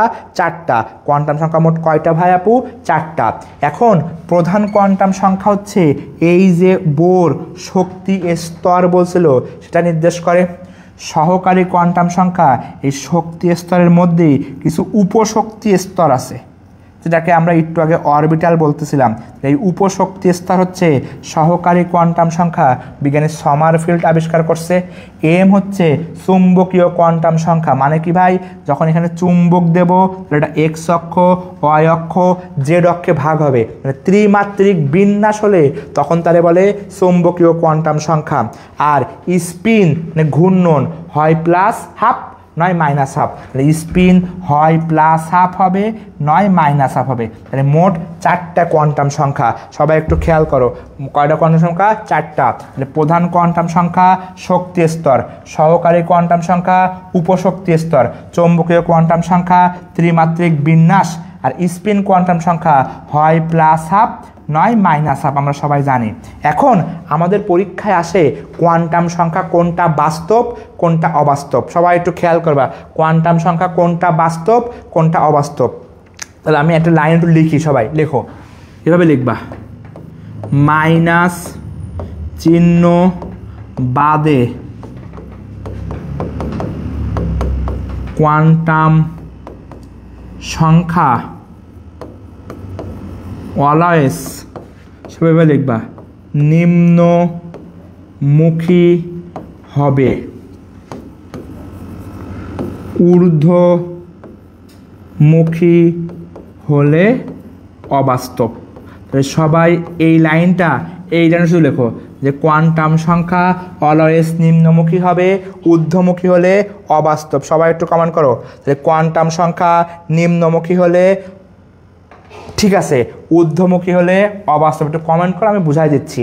তাহলে কোয়ান্টাম সংখ্যা অলওয়েজ নিম্নমুখী হবে, ঊর্ধ্বমুখী হলে অবাস্তব। সবাই একটু কমেন্ট করো, আমি আসতেছি একটু পরে। তাহলে কোয়ান্টাম সংখ্যা অলওয়েজ নিম্নমুখী হবে, ঊর্ধ্বমুখী হলে অবাস্তব। সবাই একটু কমেন্ট করো। দেখো আমি ম্যাজিক শেখাই দিচ্ছি। তাহলে খেয়াল করো, কোয়ান্টাম সংখ্যা 4টা আছে, এন, এল, এম, এস। এস সবসময়ের জন্য হয় প্লাস হাফ নয় মাইনাস হাফ, এর ব্যতিক্রম এস জীবনে হয় না। এই 3টা দিয়ে প্যাচ লাগাই দেয়। সবাই খেয়াল করো, যে প্রথমটা মনে করো 4, তারপরটা মনে করো 2, তারপরটা মনে করো 1। তাহলে 4-এর থেকে 2 কম নিম্ন, 2-এর থেকে 1 কম নিম্ন। যদি কোয়ান্টাম সংখ্যা নিম্নমুখী হয় তাহলে এই কোয়ান্টাম সংখ্যাটা বাস্তব। এই কোয়ান্টাম সংখ্যা কি? বাস্তব। কিন্তু পরীক্ষায় আসলো 4, সবাই খেয়াল করো, 0, 1। তাহলে 4-এর থেকে 0 কম, 0 থেকে 1 আবার বেশি না, ঊর্ধ্বমুখী। ঊর্ধ্বমুখী হইলেই সে কোয়ান্টাম সংখ্যা অবাস্তব। আবার খেয়াল করো, সবাই মনোযোগ দাও। পরীক্ষা আসছে 3, 2, 3 হাফ। তাহলে 3-এর থেকে 2 কম, 2-এর থেকে 3 আবার ঊর্ধ্বমুখী হয়ে গেছে। ঊর্ধ্বমুখী হলে সেই কোয়ান্টাম সংখ্যা অবাস্তব। পরীক্ষা আসছে 4, 1, 2 হাফ। 4-এর থেকে 1 কম, 1-এর থেকে 2 বেশি, ঊর্ধ্বমুখী হলে সেই কোয়ান্টাম সংখ্যা অবাস্তব। তুমি কি থিমটা বুঝতে পারছো? একটু কমেন্ট করো তো। দেখো একদম ম্যাজিক, তুমি কোয়ান্টাম সংখ্যা দেখেই বলা যাবে কোনটা বাস্তব কোনটা অবাস্তব। তুমি কি থিমটা বুঝছো? তাহলে খেয়াল করো, পরীক্ষা যদি আসে প্রথমটা অপশান এ হচ্ছে 2, 1, 2 হাফ। অপশান এ বাস্তব নাকি অবাস্তব? এ লিখে কমেন্ট করবা। Option B 3, 2, 0 half. স্পিন দেখতে হয় না, এইগুলো দেখতে হয়। এটা বি হচ্ছে বাস্তব নাকি অবাস্তব, কমেন্ট করবা। অপশন সি 4, 0, 0 হাফ, কমেন্ট করবা। Option D 4 0 1 half. কমেন্ট করো কোনটা কোনটা বাস্তব কোনটা অবাস্তব, একটু কমেন্ট করো তো কোনটা বাস্তব কোনটা অবাস্তব। অপশন এ 2-এর থেকে 1 কম আবার 2 বেশি, তাহলে ঊর্ধ্বমুখী হয়ে গেছে। তাহলে কোয়ান্টাম সংখ্যা কখনো ঊর্ধ্বমুখী হবে না, ঊর্ধ্বমুখী হইলে অবাস্তব। তাহলে খেয়াল করো অপশন এ, সবাই কমেন্ট করো অপশন এ বাস্তব নাকি অবাস্তব, কমেন্ট করো তো। তারপরে অপশন বি দেখো 3-এর থেকে 2 কম 2-এর থেকে 0 কম, তাহলে নিম্নমুখী হয়েছে, তাহলে কি বাস্তব। 4 0 0 নিচের দিকেই যাচ্ছে, তাহলে কি বাস্তব। 4 0 1 0 থেকে নামে আবার উপরে উঠছে, তাহলে কি অবাস্তব। তাহলে তুমি কি জিনিসটা বুঝতে পেরেছো কোয়ান্টাম সংখ্যা বাস্তব নাকি অবাস্তব? এখন আমি একটা লাইন একটু আগে লিখেছিলাম, দেখো কি লিখছিলাম, মাইনাস চিহ্ন বাদে। কি ভাই মাইনাস চিহ্ন মানে কি? আমরা অনেক সময় দেখি কোয়ান্টাম সংখ্যায় -1 0 +1 দেয়, এই যে মাইনাস চিহ্ন ভাইয়া, তাহলে এই যে মাইনাস চিহ্ন, এই মাইনাস মানে কিন্তু ভাই দিক বুঝায়, এই মাইনাস কোয়ান্টাম সংখ্যার হিসাবে আনা যাবে না। এই যে এখানে যদি আসে 4 0 -1, এই মাইনাস আমি কাউন্টে আনবো না, কারণ মাইনাস দিয়ে আসলে দিক বুঝায়। তাহলে কোয়ান্টাম সংখ্যার এই বাস্তবতা হিসাবে মাইনাস চিহ্ন ধরা যাবে না। তাহলে খেয়াল করো আরেকটা অবজেক্টিভ আসলে কীরকম পরীক্ষা আসে 3 0 -2 হাফ। খেয়াল করো তাহলে 3 0 মাইনাস আছে, তাহলে আমি মাইনাস চিহ্ন কোয়ান্টাম সংখ্যায় ধরবো না, মাইনাস চিহ্ন কোয়ান্টাম সংখ্যায় ধরবো না, মাইনাস মানে হচ্ছে দিক বুঝায়। তাহলে এটা হচ্ছে 3 0 মাইনাস ধরা যাবে না 2, তাহলে 3-এর থেকে 0 কম তার চেয়ে 2 বেশি, তাহলে এটা অবাস্তব। আমি কি জিনিসটা বুঝাইতে পারছি? এবার খেয়াল করো পরীক্ষা আসছে 4 0 -1 হাফ, তাহলে মাইনাস চিহ্নটা ধরা যাবে না, মাইনাস মানে দিক বুঝায়। তাহলে 4-এর থেকে 0 কম, মাইনাস বাদ দিলে হয় কত 1, 1 বেশি হচ্ছে, এটা হচ্ছে অবাস্তব বা অবাস্তব। তাহলে তুমি কি জিনিসটা বুঝছো? তুমি যদি বুঝে থাকো একটু ওয়াও লেখো তো কমেন্টে, যদি প্রথমবার শিখে থাকো। তাহলে পরীক্ষায় মেডিকেলে কি আসছে আমরা একটু দেখি। মেডিকেলে আসছে 3 1 -2 হাফ, এইটা বাস্তব নাকি অবাস্তব? সবাই একটু কমেন্ট করো, সবাই কমেন্ট করো। এটা হচ্ছে কয় নম্বর কোশ্চেন? ক নম্বর কোশ্চেন, ক। ক নম্বর কোশ্চেন বাস্তব নাকি অবাস্তব এটা কমেন্ট করবা। খ নম্বর কোশ্চেন কমেন্ট করবা 4 0 +1 হাফ, এটা বাস্তব নাকি অবাস্তব কমেন্ট করবা।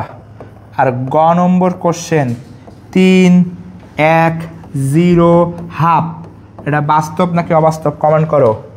আর ঘ নম্বর কোশ্চেন 2 1 2 হাফ, কমেন্ট করো, সবাই একটু কমেন্ট করো। তাহলে এর মধ্যে কোনটা বাস্তব আর কোনটা কোনটা অবাস্তব একটু কমেন্ট করে লিখে রাখো। ক খ গ ঘ পরীক্ষা ছিল নিচের কোন কোয়ান্টাম সংখ্যাটা বাস্তব আর কোন কোয়ান্টাম সংখ্যা অবাস্তব। সবাই কমেন্ট করো দেখে, আমি সবার কমেন্ট পড়বো। নিচের কোন কোয়ান্টাম সংখ্যা বাস্তব আর কোন কোয়ান্টাম সংখ্যা অবাস্তব, সবাই কমেন্ট করো। Talha Jubair very good, Sneha Goldar comment করছে ভেরি গুড। তাহলে সবাই কমেন্ট করো, তাহলে নিচের কোনটা বাস্তব আর নিচের কোনটা অবাস্তব, সবাই কমেন্ট করো। স্নেহা গোলদার, তালহা জুবাইর ভেরি গুড কমেন্ট করছে, সরস্বতী কমেন্ট করছে ভেরি গুড। তাহলে সবাই কমেন্ট করো। দেখো আজকে অনেকগুলো ম্যাজিক তোমাকে শিখাই দেবো, কত সহজ হবে তুমি চিন্তাও করতে পারছো না সামনে কি আসতেছে। ওকে, এর মধ্যে হচ্ছে একজন বলছে গ বাস্তব, নিলয় মণ্ডল ভেরি গুড। ক অবাস্তব ভেরি গুড। খ অবাস্তব ভেরি গুড। ঘ অবাস্তব বাবুরা বলছে আ অবাস্তব, আ তো নাই দাদা। তাহলে এই তো তৌফিক ফয়সাল ভেরি গুড, তালহা ভেরি গুড। তাহলে সবাই পারো, দেখছো কত সহজ। তাহলে আমরা কোয়ান্টাম সংখ্যা আশা করি বুঝাতে পারছি। তাহলে এখান থেকে আর তেমন কিছু লাগবে না। তাহলে কোয়ান্টাম সংখ্যা মোট কয়টা? 4টা। একটা প্রধান কোয়ান্টাম সংখ্যা, অ্যাজিমুথাল বা সহকারী কোয়ান্টাম সংখ্যা, চৌম্বকীয় কোয়ান্টাম সংখ্যা, ঘূর্ণন বা স্পিন কোয়ান্টাম সংখ্যা। এটা আমরা বুঝতে পারছি। নিচের দিকে আসো, কি আছে এই বক্সটা খুবই ইম্পর্টেন্ট, সামারাইজ করে দেওয়া আছে। তাহলে খেয়াল করো, প্রধান কোয়ান্টাম সংখ্যা কোন বিজ্ঞানী বোর আবিষ্কার করেছে। বোরের মডেল 1913 সালে ছিল। 1 2 3 নির্দেশ করে, শক্তি স্তর নির্দেশ করে, আমরা পড়ে ফেলছি। সহকারী কোয়ান্টাম সংখ্যা বুঝলাম, এই যে পুরো শক্তি স্তরের মাঝখানে এরকম ছোট ছোট জায়গা আছে, একে বলা হয় উপশক্তি স্তর। কে আবিষ্কার করছে? সমারফিল্ড। সহকারী কোয়ান্টাম সংখ্যা কে আবিষ্কার করছে ভাই আপু? সমারফিল্ড আবিষ্কার করছে, মনে আছে? এরপর চুম্বকীয় কোয়ান্টাম সংখ্যা জি ম্যান, মতে হয় ম্যাগনেট। চুম্বকীয় কোয়ান্টাম সংখ্যা জি ম্যান। আর ঘূর্ণন কোয়ান্টাম সংখ্যা উলেনবেক ও গোল্ডস্মিথ।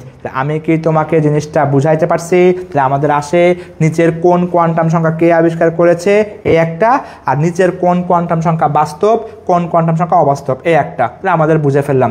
এরপর দেখো, এটা অলরেডি পড়ে ফেলছি। অরবিটালে ইলেকট্রন ধারণ ক্ষমতা কয়টা? 2টা। শক্তি স্তরে অরবিটাল সূত্র কয়টা? n²। শক্তি স্তরে ইলেকট্রন বললি 2n²। সবাইকে এটা বুঝতে পেরেছো?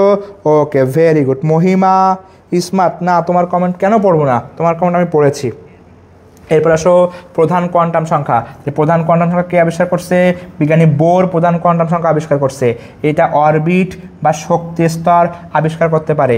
কোনো শক্তি স্তরে ইলেকট্রন ধারণ ক্ষমতা বললেই 2n², আর যদি বলে অরবিটাল সংখ্যা তাহলে শুধু n²। ঠিক আছে? এখন একটা লাইন ভাই বোন তোমাকে জীবনে কেউ শেখায় নাই, আমি শিখিয়ে দিচ্ছি, মনোযোগ দাও। খুবই সূক্ষ্ম। সবাই খেয়াল করো। আমরা জানি এস পি ডি এফ আছে, জানো? S P D F. এখন সবাই তাকাও, এবং এইটা তুমি শেখার পরে বলবো ওয়াও ভাইয়া, আগে তো কোনোদিন দেখি নাই। তাকাও, আমরা জানি এল ইজিক্যাল টু এস এর জন্য 0, পি এর জন্য 1, ডি এর জন্য 2, এফ এর জন্য 3। এখন সবাই একটু তাকাও, খেয়াল করো, 1 2 3 এস পি ডি এফ। এখন তাকাও, আমরা জানি এস অরবিটাল হচ্ছে বর্তুলাকার, সবাই খেয়াল করো। পি অরবিটাল হচ্ছে ডাম্বেল আকার, ডি অরবিটাল হচ্ছে ডাবল ডাম্বেল আকার, আর এফ হচ্ছে মনে করো জটিল, এরকম জটিল, ওটা কঠিন। তাহলে মোট 4টা অরবিটাল আছে, এস পি ডি এফ। ঠিক আছে, সবাই একটু খেয়াল করো। এখন আমরা সবাই তাকাও, একটু আগে শিখছি একটা অরবিটালে 2টা করে ইলেকট্রন থাকে, একটু আগে শিখছি না? শিখছি। একটা যদি প্লাস হাফ হয় আরেকটা মাইনাস হাফ হবে, একটু আগে শিখছি। এখন মনোযোগ দাও, প্লাস হাফ মানে ক্লকওয়াইজ ঘুরবে, প্লিজ মনোযোগ দাও। প্লাস হাফ মানে কি? অ্যান্টি ক্লকওয়াইজ ঘুরলে, মাইনাস হাফ হচ্ছে ক্লকওয়াইজ, মানে এটা দিক বুঝায়। তাহলে প্লাস মানে অ্যান্টি ক্লকওয়াইজ, মাইনাস মানে ক্লকওয়াইজ। তো সবাই একটু তাকাও, এই এস অরবিটালে 2টা ইলেকট্রন, একটা যদি প্লাস হাফ হয় আরেকটা মাইনাস হাফ হবে। তাহলে প্লাস হাফ মানে এ যদি এরকম ক্লকওয়াইজ ঘোরে, তাহলে এ ঘুরবে অ্যান্টি ক্লকওয়াইজ। যেমন আমি আবার বলি, তাকাও, এস অরবিটালে 2টা ইলেকট্রন, একটা ক্লকওয়াইজ ঘুরলে একটা অ্যান্টি ক্লকওয়াইজ ঘুরবে। তাহলে এস অরবিটাল যেহেতু গোল, তাহলে একটা যদি ক্লকওয়াইজ ঘোরে একটা অ্যান্টি ক্লকওয়াইজ ঘুরবে, মানে একটা সাম্মাক সালোর মতো। একটা ক্লকওয়াইজ একটা অ্যান্টি ক্লকওয়াইজ, এস গেল। এবার আসো পি। তাহলে পিতেও 2টা ইলেকট্রন, একটা হচ্ছে প্লাস হাফ আরেকটা হচ্ছে মাইনাস হাফ। তাহলে পিতেও 2টো ইলেকট্রন, একটা প্লাস হাফ একটা মাইনাস হাফ। প্লিজ এই 1 মিনিট আমি অনুরোধ করতেছি, এই 1 মিনিট তুমি যদি বোঝো তাহলে তোমার 4 বছরের chemistry, 9 10 inter first year second year, 4 বছরের কেমিস্ট্রির মেন ঝামেলাটা দূর হয়ে যাবে। 1 মিনিট লাগবে, প্লিজ তাকাও। তাহলে পি অরবিটালেও 2টো ইলেকট্রন, তাহলে একটা ক্লকওয়াইজ ঘুরলে আরেকটা অ্যান্টি ক্লকওয়াইজ ঘুরবে। তাহলে খেয়াল করো, তাহলে 2টা ইলেকট্রন, একটা যদি ক্লকওয়াইজ যায় আরেকটা অ্যান্টি ক্লকওয়াইজ। তাহলে খেয়াল করো, ক্লকওয়াইজ অ্যান্টি ক্লকওয়াইজ। তাহলে 2টো ইলেকট্রন যদি কাছাকাছি থাকে, এটা ক্লকওয়াইজ অ্যান্টি ক্লকওয়াইজ, ঠাস করে বাড়ি খেয়ে ধ্বংস হয়ে যাবে। তাহলে আবার করো, এটা ক্লকওয়াইজ এটা অ্যান্টি ক্লকওয়াইজ, যদি এভাবে ঘোরে মাঝখানে সংঘর্ষ হবে। তার জন্য আল্লাহ তাআলা মাঝখানে এমন একটা জায়গা দিয়েছে যে জায়গায় কখনোই ইলেকট্রন আসবে না। তাহলে কি হবে, এ একটু দূরে দূরে ঘুরবে, এ একটু দূরে দূরে ঘুরবে, তাহলে মাঝখানের জায়গায় কখনো ইলেকট্রন আসবে না। আসলে পর কী হবে, সংঘর্ষ হবে, আর সংঘর্ষ হলে সব ধ্বংস হয়ে যাবে। তাহলে এই মাঝখানের জায়গায় ইলেকট্রন নেই, নেই মানে নো, আর ইলেকট্রনের তল তাহলে নাই হচ্ছে ডাল, আর সমতল বলে এর নাম হচ্ছে প্লেন। তাহলে নো ডাল প্লেন মানে কি, মাঝখানে এমন একটা জায়গা আছে যে জায়গায় কখনোই ইলেকট্রন আসবে না। আসলে পর কী হবে, ঠাস করে বাড়ি খাবে, কারণ একটা ক্লকওয়াইজ একটা অ্যান্টি ক্লকওয়াইজ, এভাবে আসলে পর তো বাড়ি খাবে। তাই মাঝখানে এমন একটা জায়গা দেশে যেখানে কখনোই ইলেকট্রন আসবে না, তাকে বলে নোডাল প্লেন। ডিতেও সেম, ডাবল ডাম্বেল, এভাবে আসলে একটা বাড়ি খাবে আর এভাবে আসলে একটা বাড়ি খাবে। এই মাঝখানে দুইটা জায়গা আছে যেখানে কখনোই ইলেকট্রন আসবে না, তাহলে এর নোডাল প্লেন কয়টা, দুইটা। এফ আরও জটিল, এফে নোডাল প্লেন ছিল তিনটা। সবাই একটু খেয়াল করো, এস হচ্ছে পুরো সাবমার্সাল স্টাইল, এর আসলে এরকম কোনো জায়গা দরকার নাই, তাই এসে নোডাল প্লেন 0, পিতে মাঝখানে একটা আছে নোডাল প্লেন 1, ডিতে জায়গা 2, নোডাল প্লেন হচ্ছে 2, এফে জায়গা 3টা, নোডাল প্লেন 3। সোজা বাংলায় আমরা কি বলতে পারি, এল এর মান যত নোডাল প্লেন তত। তুমি কি জিনিসটা বুঝতে পারো? বুঝলে একটু কমেন্ট করো তো, এল এর মান যত নোডাল প্লেন তত। একদম ধূপ করে বাড়ি খাবে, ভেরি গুড। তুমি কি জিনিসটা বুঝছো, নোডাল প্লেন কি জিনিস, এবং এস মানে কেন 0 ধরা হয়, এস মানে কেন 1 না, এস মানে কেন 0, তুমি কি জিনিসটা বুঝতে পারছো? এস মানে কেন 0, পি মানে কেন 1, ডি মানে কেন 2, এফ মানে কেন 3, তুমি কি বুঝতে পারছো? বুঝলে একটু কমেন্ট করো তো, জি ভাইয়া বুঝছি। এবং নোডাল প্লেন কি জিনিস, যেটা জীবনে প্রথমবার শুনে থাকো তাহলে একটু ওয়াও লেখো কমেন্টে, দেখি পারো কিনা। তাহলে নোডাল প্লেন কী জিনিস তুমি প্রথমবার বুঝলে একটু ওয়াও লেখো, এবং কেন নোডাল প্লেন তৈরি হয়েছে এটাও। ভেরি গুড, তাহলে আমরা কনসেপ্ট বুঝে ফেলছি, ঠিক আছে। তাহলে আমরা একটু যাই নিচের দিকে। তাহলে এইটা দেখো, একটু আগে পড়ছিলাম প্রধান কোয়ান্টাম সংখ্যা 4 হলে অরবিটাল হচ্ছে n স্কোয়ার বা 4 square is equal to 16। Already এটা আমরা সবাই কমেন্ট করে ফেলছি, ভেরি গুড। এরপর আসো অ্যাজিমুথাল বা সহকারী কোয়ান্টাম সংখ্যা, এটা কোন বিজ্ঞানী সমারফিল্ড সহকারী কোয়ান্টাম সংখ্যা আবিষ্কার করছে। নিচের দিকে আসো, এল এর মান 0 থেকে শুরু, বাই ক্যান 0 মানে নোডাল প্লেন 0 ছিল, তাই 1 2 3, 0 হলে তাকে বলে এস, গুড। 1 হলে তাকে বলে পি, 2 হলে তাকে বলে ডি, আর 3 হলে তাকে বলে এফ। তুমি কি জিনিসটা বুঝতে পেরেছো? ওকে। শান্তা, আসিয়া আক্তার শান্তা, এই তোমার কমেন্ট পড়লাম, ভেরি গুড। ওকে, এরপরে এখান থেকে আর তেমন কিছু লাগবে না। এবার আসো নিচের দিকে, চুম্বক সহকারী কোয়ান্টাম সংখ্যা উপশক্তি স্তরের আকৃতি প্রকাশ করে। এবার যাও, জিম্যান মতে হয় ম্যাগনেট, জিম্যান মতে কি ভাই, ম্যাগনেট। চুম্বকীয় কোয়ান্টাম সংখ্যাকে জিম্যান, এই যে বললাম প্লাস এবং মাইনাস কি নির্দেশ করে, দিক নির্দেশ করে। তাহলে কোয়ান্টাম সংখ্যার হিসাবে দিক আমরা কল্পনা করব না, এখান থেকে আর কিছু লাগবে না।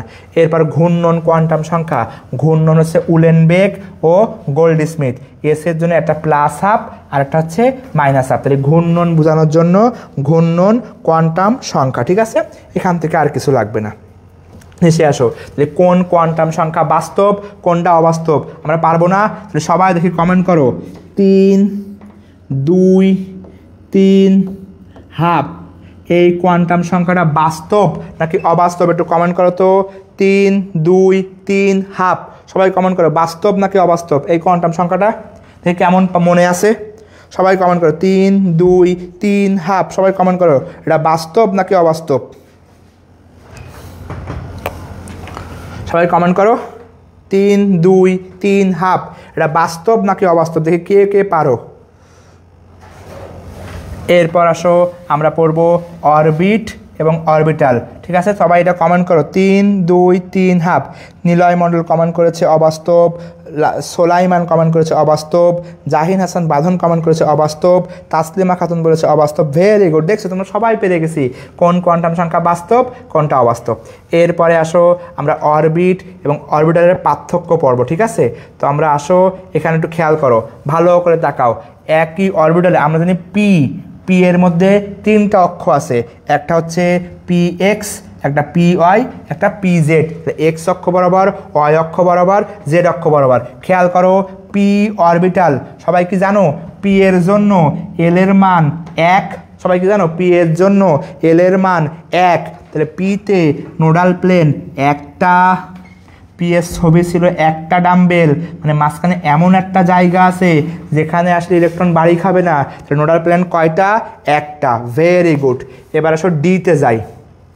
তাহলে ডিতে আমাদের ছিল কি ডাবল ডাম্বেল, মনে আছে? কইছি ডাবল ডাম্বেল আঁকায়, এ একটা এ একটা। তাহলে ডাবল ডাম্বেলের মাঝখানে 2টো জায়গা আছে যেখানে ইলেকট্রন বাড়ি খাইতে পারে, তাহলে এ একটা এ একটা।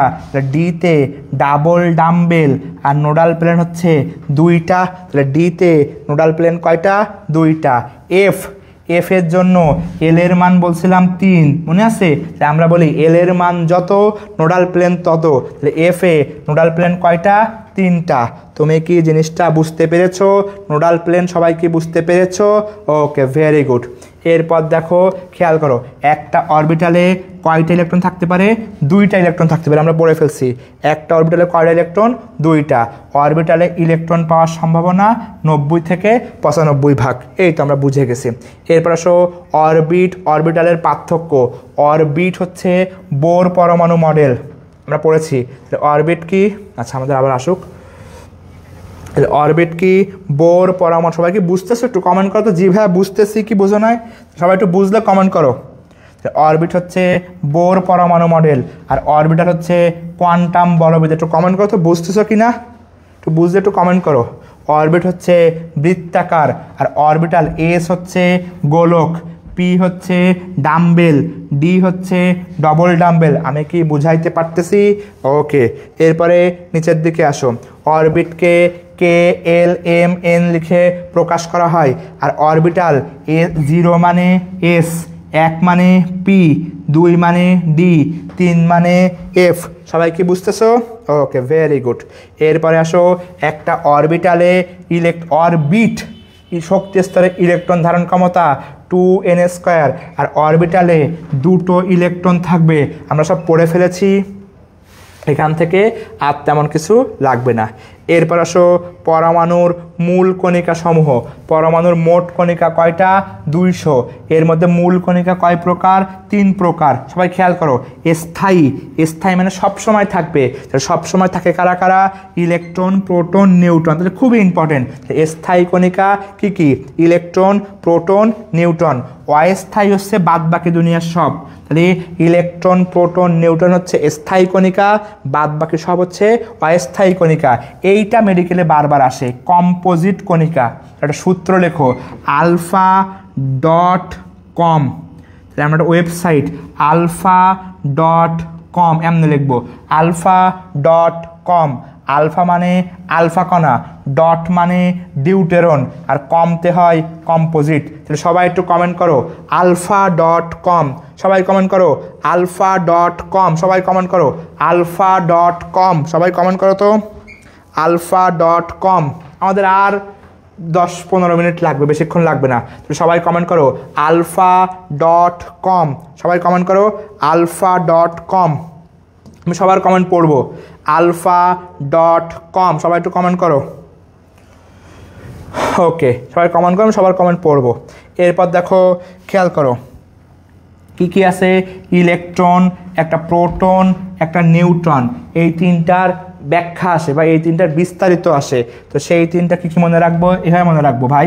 কি মনে রাখবো ভাই? সূত্রটা ইট, একটু মনোযোগ দাও, লেম সূত্র।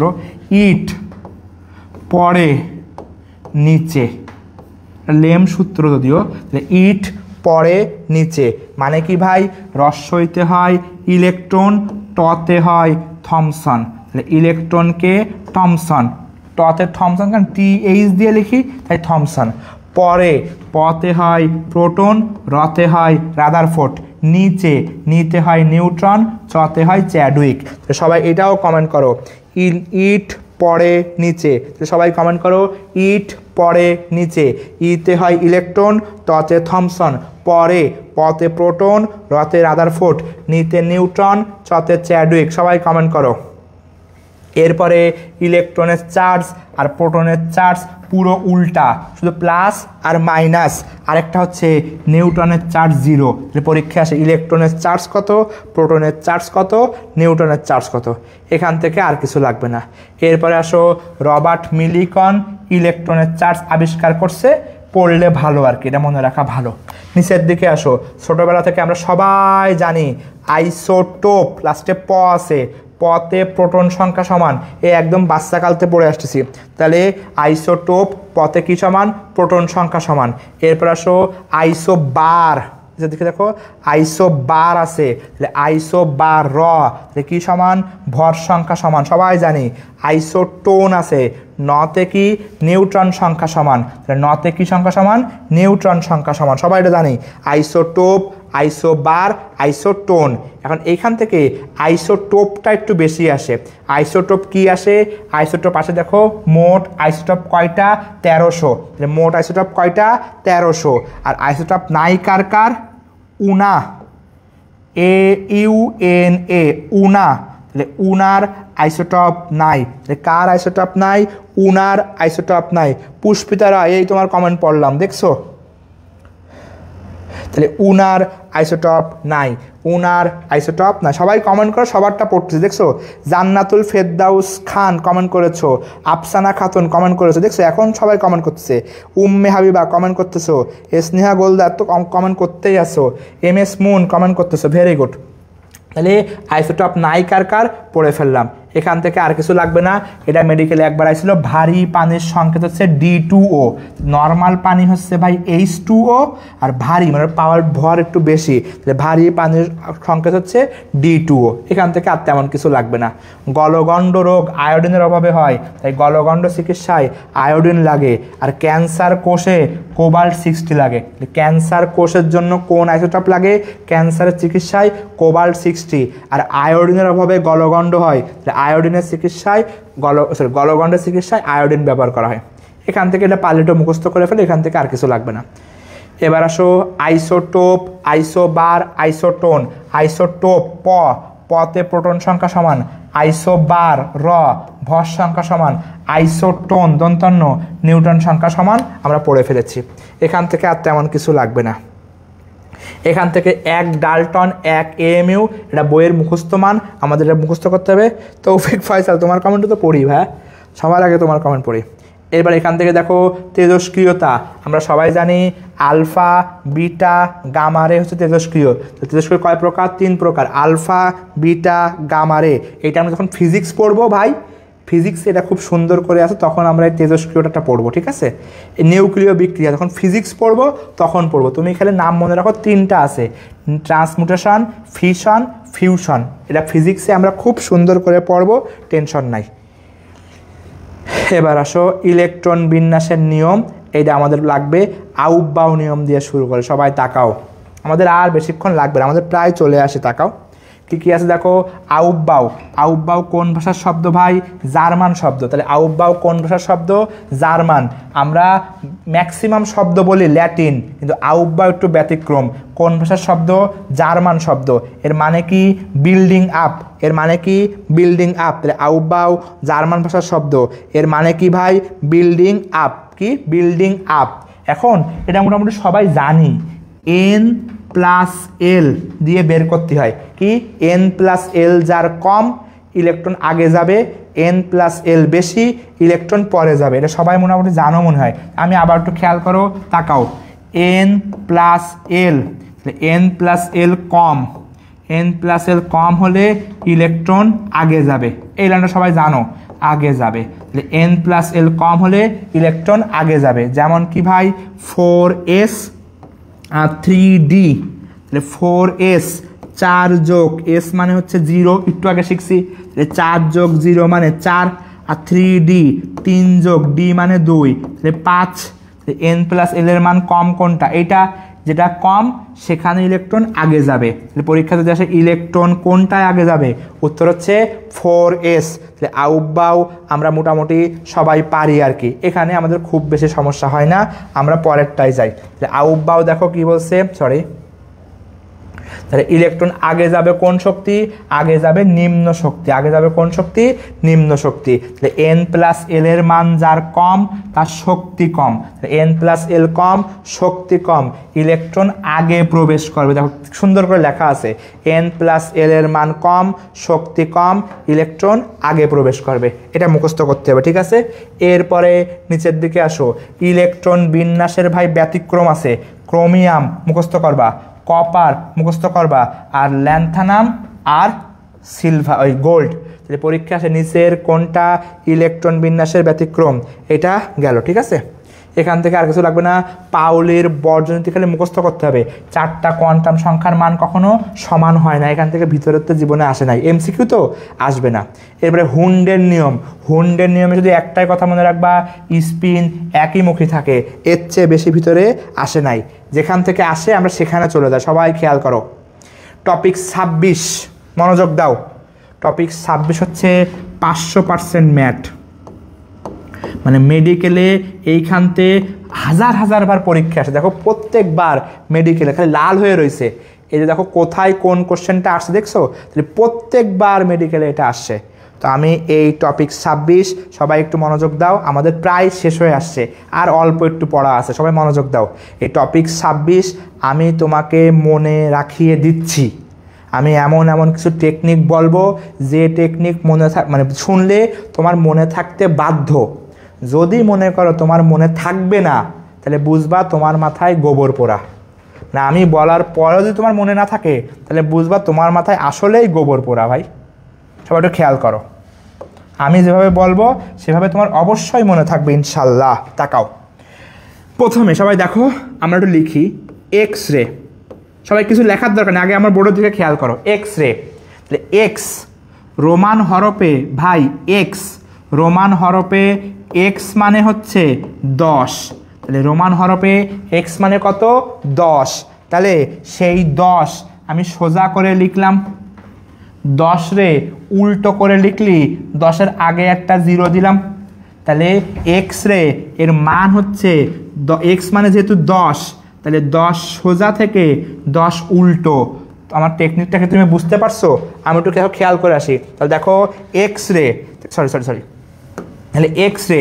রোমান হরফে এক্স মানে কি ভাই 10 তাহলে 10 রে সোজা করে লিখলাম আর 10 রে উল্টা মানে 1 0 রে 0 1 লিখলাম তাহলে কি তুমি কি এক্স রের মানটাকে বুঝতে পারছো যদি এই টেকনিক যদি তোমার কাছে খুব ভালো লাগে তাহলে একটু লাভ রিঅ্যাক্ট দাও তো স্ক্রিনে আমি একটু ভালো লাগে দেখি তুমি কি জিনিসটা বুঝতে পারছো এক্স রেটা ওকে একটু লাভ রিঅ্যাক্ট দাও যদি মনে বুঝে থাকো এরপর গামা তাহলে আমরা এক্স রের পরে গামাটা মনে রাখবো না কি মনে রাখবো এক্স রের চেয়ে ছোটো তাহলে গামাটা মনে রাখবো এক্স রের থেকে ছোটো তাহলে এক্স রের থেকে ছোটোটা হবে গামা একটু মনে রাখবো তাহলে এক্স মানে 10 সোজা থেকে 10 উল্টো তাহলে এক্স রে শেষ এক্স রে শেষ ছোটো কোনটা গামা এইবার আসো দৃশ্যমান খেয়াল করো আমরা জানি 380 থেকে 780 হচ্ছে দৃশ্যমান 380 থেকে 780 কি দৃশ্যমান তাহলে অতিবেগুনি ওর চেয়ে কম তাহলে 380 থেকে কম হলে অতিবেগুনি তাহলে আমরা একটা করে পড়বো আগেরটা পড়বো না তাহলে এক্স মানে 10 উল্টো 10 থেকে সোজা 10 গামা হচ্ছে ওর চেয়ে কম দৃশ্যমান 380 থেকে 780 অতিবেগুনি ওর থেকে কম এবার যাও একটু ওপরে সবাই আমার সাথে বলবা ঠিক আছে সবাই খেয়াল করো নামে মাইক্রো কাজে মিলি কি বললাম নামে মাইক্রো কাজে মিলি মানে কি ভাই নামে হচ্ছে মাইক্রোওয়েভ নামে কি মাইক্রোওয়েভ কিন্তু কাজে দেখো মাইক্রোমিটার না হয়ে মিলিমিটার হয়ে গেছে ব্যতিক্রম সবাই আমার সাথে বলবা নামে মাইক্রো কাজে মিলি সবাই একটু কমেন্ট করবা নামে মাইক্রো কাজে মিলি সবাই কমেন্ট করো নামে মাইক্রো কাজে মিলি তাহলে নামে মাইক্রোওয়েভ কিন্তু কাজে কি মিলিমিটার তাহলে 1 মাইক্রোওয়েভ কত মিলিমিটার 1 মিলিমিটার আমি কি বুঝাইতে পারতেছি? যে সেই হিসাবে অবলোহিত হচ্ছে ওর চেয়ে কম। তাহলে আমরা আবার দেখো ভালো করে খেয়াল করে দেখো কত সহজ হয়ে গেছে। তাহলে আমরা আবার একটু আসি, প্রথমে আসো এক্স রে। এক্স মানে হচ্ছে রোমান হরফে 10, তাহলে 10 উল্টো থেকে 10 সোজা এক্স রে গেল। গামা হচ্ছে এক্স রের থেকে কম। দৃশ্যমান 380 থেকে 780, অতিবেগুনি ওর চেয়ে কম। নামে মাইক্রো, কাজে হচ্ছে মিলি, মাইক্রো হলে মাইক্রোমিটার না মিলিমিটার, তাহলে অবলোহিত ওর চেয়ে কম। তাহলে তুমি কি জিনিসটা বুঝতে পেরেছো? আমি কি তোমাকে মান মনে রাখাইতে পারছি? যদি তুমি এর পরেও বুঝতে না পারো, তোমার মাথায় আসলেই জৈব সার পড়া। আসো এখান থেকে দৃশ্যমান আলোর রেঞ্জগুলো একটু মুখস্থ করতে হবে। সবচেয়ে বেশি আসে সবুজটা, সবুজ হচ্ছে 500 থেকে 575 মুখস্থ করতে হবে, 500 থেকে 575 মুখস্থ করতে হবে। এরপরে আসো সবাই একটু খেয়াল করো, দাঁড়াও সেটা কই, দাঁড়াও, এই তো আছে, খেয়াল করো। এরপরে আসো আমার প্লাঙ্কের সমীকরণ, প্লাঙ্কের ধ্রুবকটা পরীক্ষায় আসে। প্লাঙ্কের ধ্রুবকের মান কত? 6.626 গুণ 10⁻34 joule second, E is equal to H new. এটা আমরা সবাই মোটামুটি জানি, এখান থেকে আর কিছু লাগবে না। এরপরে আসো বর্ণালী, সবাই কি বুঝতেছো? Very good. তাহলে বর্ণালী, তাহলে বর্ণালীর মধ্যে সোডিয়াম, তো আমরা জানি সোডিয়াম শিখা পরীক্ষায় সোনালী হলুদ দেয়। তাহলে সোডিয়াম কি রং দেবে? সোনালী হলুদ, এবং সোনালী হলুদের রং হচ্ছে 590 ন্যানোমিটার। তাহলে সোনালী হলুদ কত ন্যানোমিটার? 590 ন্যানোমিটার। হাইড্রোজেন, হাই আনিলা, হাই হাই হাই, তাহলে কি মনে রাখবো? হাই আনিলা, হাই আনিলা, হাই আনিলা। আনিলা, আতে হয় আসমানি, নিতে নীল, লাতে লাল।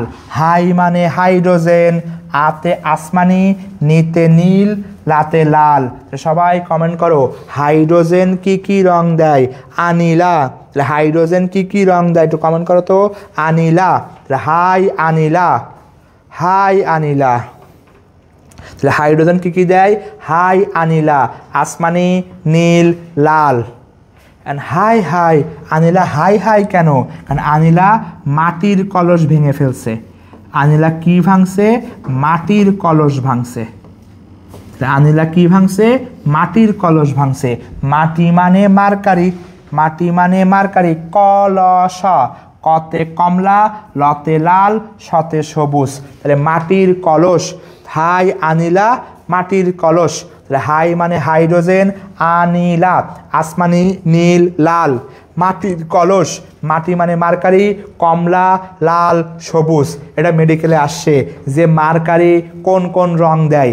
কলস, কমলা, লাল, সবুজ, কমলা, লাল, সবুজ। তুমি কি টেকনিকটা বুঝতে পারতেছো? তুমি কি টেকনিকটা বুঝতে পারতেছো? এরপরে আসো ক্যালসিয়াম। ক্যালসিয়াম কি ইটের মতো লাল দেখা দেয়। ক্যালসিয়াম কি ইটের মতো লাল দেখা দেয়। হাই আনিলা, মাটির কলস, আর ক্যালসিয়াম কি ইটের মতো লাল। এরপরে এখান থেকে আমরা সবাই জানি লাইম্যান সিরিজ কোন অঞ্চলে দেয়? অতিবেগুনি, সবাই পারি। বামার সিরিজ কই দেয়? দৃশ্যমান। প্যাশন দেয় অবলোহিত, ব্রাকেট অবলোহিত, ফুন্ড অবলোহিত, এগুলো বাচ্চাকালের পড়া। লাইম্যান, বামার, প্যাশন, ব্রাকেট, ফুন্ড, ঠিক আছে। সূত্রটা আমরা সবাই জানি RH 1/n² - 1/n²। রিডবার্গ ধ্রুবক কেমনে পড়ছিলাম? 109 6 7 8, 109 6 7 8, মনে আছে? 109 6 7 8। সবাইকে এটা বুঝতে পারতেছো? বুঝতে পারতেছো? ওকে, ভেরি গুড। সবাইকে বুঝতেছো? একটু কমেন্ট করো তো, 1 মিনিটে সবাই কমেন্ট করে ফেলো। হাই আনিলা, মাটির কলস, সবার কমেন্টটা পড়ি। তাহলে হাই আনিলা, মাটির কলস। স্নেহা গোলদার, তৌফিক ফয়সাল, জুই মল্লিক, ফেরিয়া হক পূর্বী, শাহেদ হোসেন, সরস্বতী, মাহফুজা সুলতানা, স্নেহা গোলদার, বৃষ্টি রয়, আফসানা খাতুন, উম্মে হাবিবা, আসিয়া খান শান্তা, জাকিয়া সুলতানা, সবাই কমেন্ট করতেছে, ভেরি গুড। হাই আনিলা, মাটির কলস। আমি কি বলছি? আমি তোমাকে সব টেকনিক দিয়ে মনে রাখিয়ে দেব। তুমি যদি আমার কথাগুলো শোনো, তোমার অবশ্যই মনে থাকবে। আর যদি মনে না থাকে, তাহলে ভাই তোমার মাথায় গোবর পোড়া, আমার চেষ্টার কমতি নাই। তাহলে আসো নিচের দিকে, এই একটা জিনিস। এটা খুবই খুবই খুবই ইম্পর্টেন্ট ভাই, খুবই খুবই খুবই ইম্পর্টেন্ট। এইটাও আমি তোমাকে চেষ্টা করব কত সহজে মনে রাখানো যায়। আমি এবং এটা চ্যালেঞ্জ দিলাম, তুমি খুলনা শহর এবং বাংলাদেশ যে কোনো কোচিং করো, এটা এত সহজে তোমার কেউ মনে রাখাতে পারবে না। চ্যালেঞ্জ, ওপেন চ্যালেঞ্জ, যদি কেউ ক্লাস করে থাকো ওপেন চ্যালেঞ্জ যে এই জিনিসটা আমি যত সহজে মনে রাখিয়ে দেব অন্য কেউ পারবে না। সবাই একটু খেয়াল করো, তাকাও। কোন ইউভি রশ্মি কোথায় ব্যবহার করা হয়, মানে ইউভি রশ্মির ব্যবহারের একটা মান বক্স আছে বইয়ে, এবং এখান থেকে মেডিকেলে অনেক কোশ্চেন আসে। তো আমরা দেখো একটু পড়িয়ে দিই, সবাই খেয়াল করো, মনোযোগ দিও, ঠিক আছে? কথাটা হচ্ছে এরকম, সবাই মনে করো তোমরা কি একটা গল্প বলি, ঠিক আছে? তোমরা কি শুনছো খবরে বলে যে পুলিশ ওরে ট্র্যাকিং করে খুঁজে বের করছে, থাকে না অনেক সন্ত্রাসীরে খুঁজে বের করে, যেমন কয়েকদিন আগে তৌহিদ আফ্রিদিদের খুঁজে বের করছে, ট্র্যাকিং করে নোয়াখালীর থেকে বরিশাল আসলো খুঁজে বের করছিল। তাহলে পুলিশ কি করছে, ট্র্যাকিং করে খুঁজে বের করছে। আমরাও এরকম একটা সন্ত্রাসীকে ট্র্যাকিং করে খুঁজবো, সবাই একটু মনোযোগ দাও। তাহলে আমরা একটা সন্ত্রাসীকে ট্র্যাকিং করে খুঁজবো, কতদিন ধরে ট্র্যাকিং করব? 1 বছর। গল্পটা সবাই মনোযোগ দাও। তাহলে আমরা একটা সন্ত্রাসীকে খুঁজবো, কেমনে খুঁজবো? ট্র্যাকিং করে, মানে মোবাইল দিয়ে ট্র্যাকিং করে খুঁজবো। কয়দিন ধরে খুঁজবো? 1 বছর। 1 বছরে 365 দিন, সবাই জানো? তাহলে 1 বছরে কয়দিন? 365। তাহলে খেয়াল করো, লেভেল ট্র্যাকিং, আমরা ট্র্যাকিং করব কয়দিন? 1 বছর। তাহলে 1 বছরে কয়দিন? 365। তাহলে ট্র্যাকিং থাকলে সেটাই 365 থাকবে, আর কোনো জায়গায় 365 নাই। তাহলে যদি কোনো কোশ্চেনে ট্র্যাকিং শব্দ পাই সেখানে অবশ্যই 365 থাকবে। আমি কি বুঝাতে পারছি? যদি কোনো কোশ্চেনে ট্র্যাকিং থাকে, 1 বছর ট্র্যাকিং করছি, তাহলে সেটা কত হবে? 365। দ্বিতীয় কোশ্চেন, যে ভাই আপনি যদি সন্ত্রাসের ট্র্যাকিং করতেছেন, কেন ট্র্যাকিং করতেছেন? কারণ ওই বেটা 200 টাকায় 400 ড্রাগ বিক্রি করে। কী করে? 200 টাকায় 400 ড্রাগ বিক্রি করে। তাহলে ওই বেটা কী করে? 200 টাকায় 400 ড্রাগ, 200 টাকায় 400 ড্রাগ, মানে মেয়াদ উত্তীর্ণ গাঁজা যেটারে বলে। তাহলে ওই বেটা কী করে? 200 টাকায় 400 ড্রাগ বিক্রি করে। মন থাকবে? তাহলে সবাই একটু কমেন্ট করো, 200 টাকায় 400 ড্রাগ। এটা দেখো অনেকবার আসছে। তাহলে 200 টাকায় 400 ড্রাগ, মন থাকবে? ওকে, ভেরি গুড। এরপরে আমরা এই যে রাস্তাঘাটে যারা মনে করো ঢাকা যেখান থেকে কোচিং করো, তোমার বাসার আশেপাশে দেখবা মাঝে মধ্যে মাইকিং করে বলে 300 টাকার লাইট, 100 টাকা, 100 টাকা, 100 টাকা, শুধুমাত্র কোম্পানির প্রচারের জন্য। এরম কোনো ওয়ার্ড কেউ শোনো নাই? এখানে খুব কম লোকই আসো। জিনিসটা কি? 300 টাকার লাইট। কয় টাকার লাইট ছিল? 300 টাকার লাইট। তাহলে দেখো চিকিৎসা ক্ষেত্রে লাইটের দাম কত ছিল? 300 ছিল। 300 এক জায়গাতেই আছে। তাহলে 300 টাকার লাইট, 300 টাকার লাইট। তুমি কি জিনিসটা বুঝতে পারতেছো? দেখো কত সহজ করে দিচ্ছি। আমরা ট্র্যাকিং করব কয়দিন? 1 বছর। 1 বছরে কত হয়? 365 দিন। তাহলে ট্র্যাকিং থাকলে 365। ওই বেটা কি করে? ড্রাগ বেচে। কত টাকায় কত? 200 টাকায় 400 ড্রাগ, 200 টাকায় 400 ড্রাগ। এরপরে কি? লাইট। বাজারে লাইটের দাম কয় টাকা ছিল? 300 টাকার লাইট। লাইট কত? 300। আমি কি জিনিসটা বুঝাইতে পারতেছি? এরপরে আর দুটা জিনিস খেয়াল করো। আমরা জানি অপটিক্যাল মানে কি? চোখে দেখার মেশিন। অপটিক্যাল মানে কি? চোখে দেখার মেশিন। একটু আগে আমরা বলছি দৃশ্যমান আলো 380 দিয়ে শুরু। তাহলে অপটিক্যাল মানে চোখে দেখবো, তাহলে দৃশ্যমান আলোর একটা মান না থাকলে দেখতে পারবো না। তাই অপটিক্যালে দেখো দৃশ্যমানের রেঞ্জ আছে 380। অপটিক্যাল থাকলে 380, অপটিক্যাল থাকলে 380, অপটিক্যাল থাকলে কি? 380, অপটিক্যাল থাকলে কি? 380। তাহলে দেখো আমি আবার বলি, ট্র্যাকিং করব 1 বছর।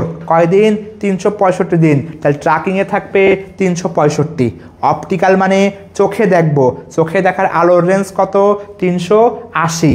ট্র্যাকিং করছে যে ব্যাটারে, সে 200 টাকায় 400 ড্রাগ, 200 টাকায় 400 ড্রাগ।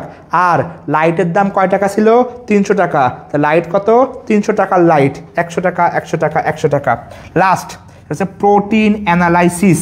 ভাই মনে রাখবো, প্রোটিন হচ্ছে গোল গোল প্রোটিন থাকে। তাহলে গোল মানে একটা গোল 4 সাইড দিয়ে ধরলি 360 ডিগ্রি হয়। তাহলে প্রোটিন মানে গোল্লা।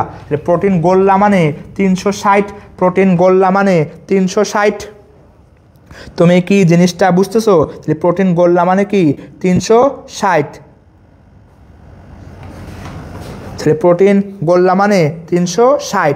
আমি আবার একটু মনে রাখাই, দেখো সব করা হয়ে গেছে। তাহলে এই যে বর্ণালী এটা খুবই আসে ভাই, আমি প্রথম থেকে আরেকবার একটু বলি, সবাই খেয়াল করো।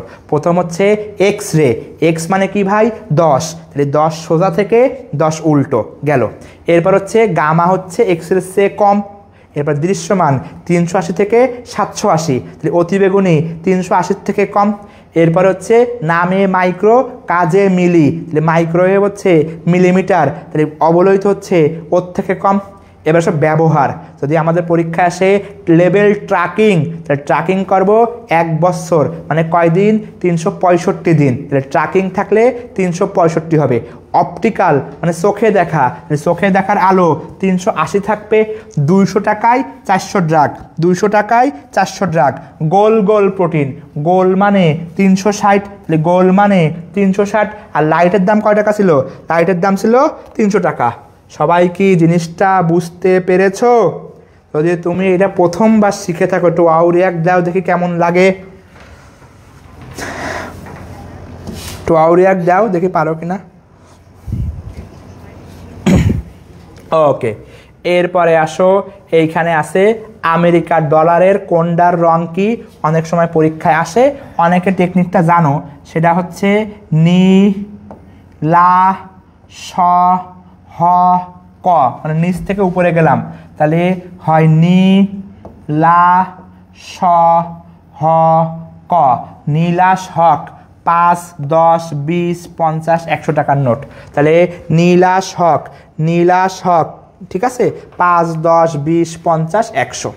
এরপরে দেখো আরেকটা ম্যাজিক দেখাই দেবো, সবাই খেয়াল করো, খুবই সূক্ষ্ম। এবং দেখো এটা শিখলেও সেম, তুমি বলবা ওয়াও, তাকাও, ঠিক আছে? সেটা কই রে ভাই? এই তো, তাকাও সবাই, দেখো দেখো ভাই, এখানে কি আছে? আইআর রোশনি। আইআর রোশনি ভাই 3 প্রকার, একটারে বলে নিয়ার আইআর, একটারে বলে মিডিল আইআর, একটারে বলে ফার আইআর। আইআর কয় প্রকার? আইআর 3 প্রকার, near IR, middle IR, far IR. এখন ভাই সবাই একটু তাকাও, মিডিল আইআর শর্টকাট হচ্ছে এম আইআর। সবাই দেখো এই টেকনিকও সেম, কেউ শিখাবে না। মিডিল আইআর শর্টকাট হচ্ছে এম আইআর। এখন এই যে এম, এই যে এম, এমতে হয় মানুষ, এমতে কি হয়? মানুষ। এই যে এম, এমতে হয় মূলক। তাহলে খেয়াল করো, তাহলে মিডিল আইআর ম দিয়ে দুটো কথা, একটা হচ্ছে মানুষ, একটা হচ্ছে মূলক। তাহলে মানুষের দেহ থেকে কোন আইআর? Middle IR. কার্যকরী মূলকে কোন আইআর? Middle IR. তাহলে সবাই একটু কমেন্ট করো, ম মানুষ, মূলক, মিডিল আইআর। তাহলে ম দিয়ে কি হয়? মানুষ, ম দিয়ে কি হয়? মূলক, আর ম দিয়ে কি হয়? Middle IR. সবাই একটু কমেন্ট করো তো, যে ম দিয়ে দেখো মানুষ, ম দিয়ে মূলক, আর ম দিয়ে মিডিল আইআর। ম দিয়ে কি? মানুষ, ম দিয়ে কি? মূলক, ম দিয়ে কি? Middle IR. তুমি কি জিনিসটা বুঝতে পেরেছো? মিডিল আইআর এ চাইলেও তুমি ভুলতে পারবে না, আর ভুলে গেলে তো আর তোমার মাথায় ওইটা। এরপরে আসো, তাহলে ম গেল। এবার আসো ফার আইআর, ভালো করে খেয়াল করবে, খুবই সূক্ষ্ম জায়গা। দেখো সবাই একটু তাকাও, সবাই তাকাও। তাহলে ফার আইআর ফ দিয়ে শুরু, তাহলে ফার আইআর কি দিয়ে শুরু ভাই? ফ দিয়ে শুরু। তাহলে ফতে হয় ফ্রোজেন শোল্ডার, ফতে কি হয়? Frozen shoulder. ফ দিয়ে হয় 4 সেন্টিমিটার গভীর, তাহলে ফ দিয়ে হয় ফ্রোজেন শোল্ডার, ফ দিয়ে হয় 4 সেন্টিমিটার গভীর। আর ফ দিয়ে একটা শব্দ আছে ফিজিওথেরাপি, ফ দিয়ে কি হয়? ফিজিওথেরাপি। তাহলে ফ দিয়ে ভাই খেয়াল করো ফ্রোজেন শোল্ডার, ফ দিয়ে 4 সেন্টিমিটার, ফ দিয়ে হচ্ছে ফিজিওথেরাপি। সবাই একটু কমেন্ট করো তো। তাহলে ফ দিয়ে হচ্ছে 3টা, ফ দিয়ে ফ্রোজেন শোল্ডার, ফ দিয়ে ফিজিওথেরাপি, ফ দিয়ে হচ্ছে 4 সেন্টিমিটার। এগুলো হচ্ছে ফার আইআর, মনে থাকবে। তাহলে ফিজিওথেরাপি, ফ্রোজেন শোল্ডার আর 4 সেন্টিমিটার ফার আইআর। আর বাকি দুনিয়া যা আছে সব হচ্ছে নিয়ার। ডট এর মধ্যে মেলে না, অক্সিমেট্রি এর মধ্যে মেলে না, অক্সিজেন এর মধ্যে মেলে না, স্ট্রোক চিকিৎসা এর মধ্যে মেলে না, অক্ষর দিয়ে যেগুলো মেলবে সেগুলো ব্যবহার করলাম, আর বাকি সব হচ্ছে এই পাশে। আমাকে প্রায় শেষ। দেখো এরপরে কি আছে, এমআরআই মেশিন। এমআরআই মেশিনে কোন তরঙ্গ? বেতার তরঙ্গ। কোন তরঙ্গ? বেতার তরঙ্গ। এমআরআই এর ফুল মিনিং লাগবে, এমআরআই এর ফুল মিনিং হচ্ছে ম্যাগনেটিক রেজোন্যান্স ইমেজিং, আর কিছু লাগবে না। নিচের দিকে আসো ভাই, সবাই তাকাও, এইখান থেকে খুবই ইম্পর্টেন্ট, একটু মুখস্থ করতে হবে। আমি বলে দিচ্ছি কি কি লাগবে। কোন কোন লবণ তাপমাত্রা বাড়লে দ্রাব্যতা বাড়ে, কোন কোন, আমাদের আর বেশিক্ষণ লাগবে না ভাই, একটু অনেক বড় অধ্যায় তো একটু আস্তে আস্তে পড়াচ্ছি।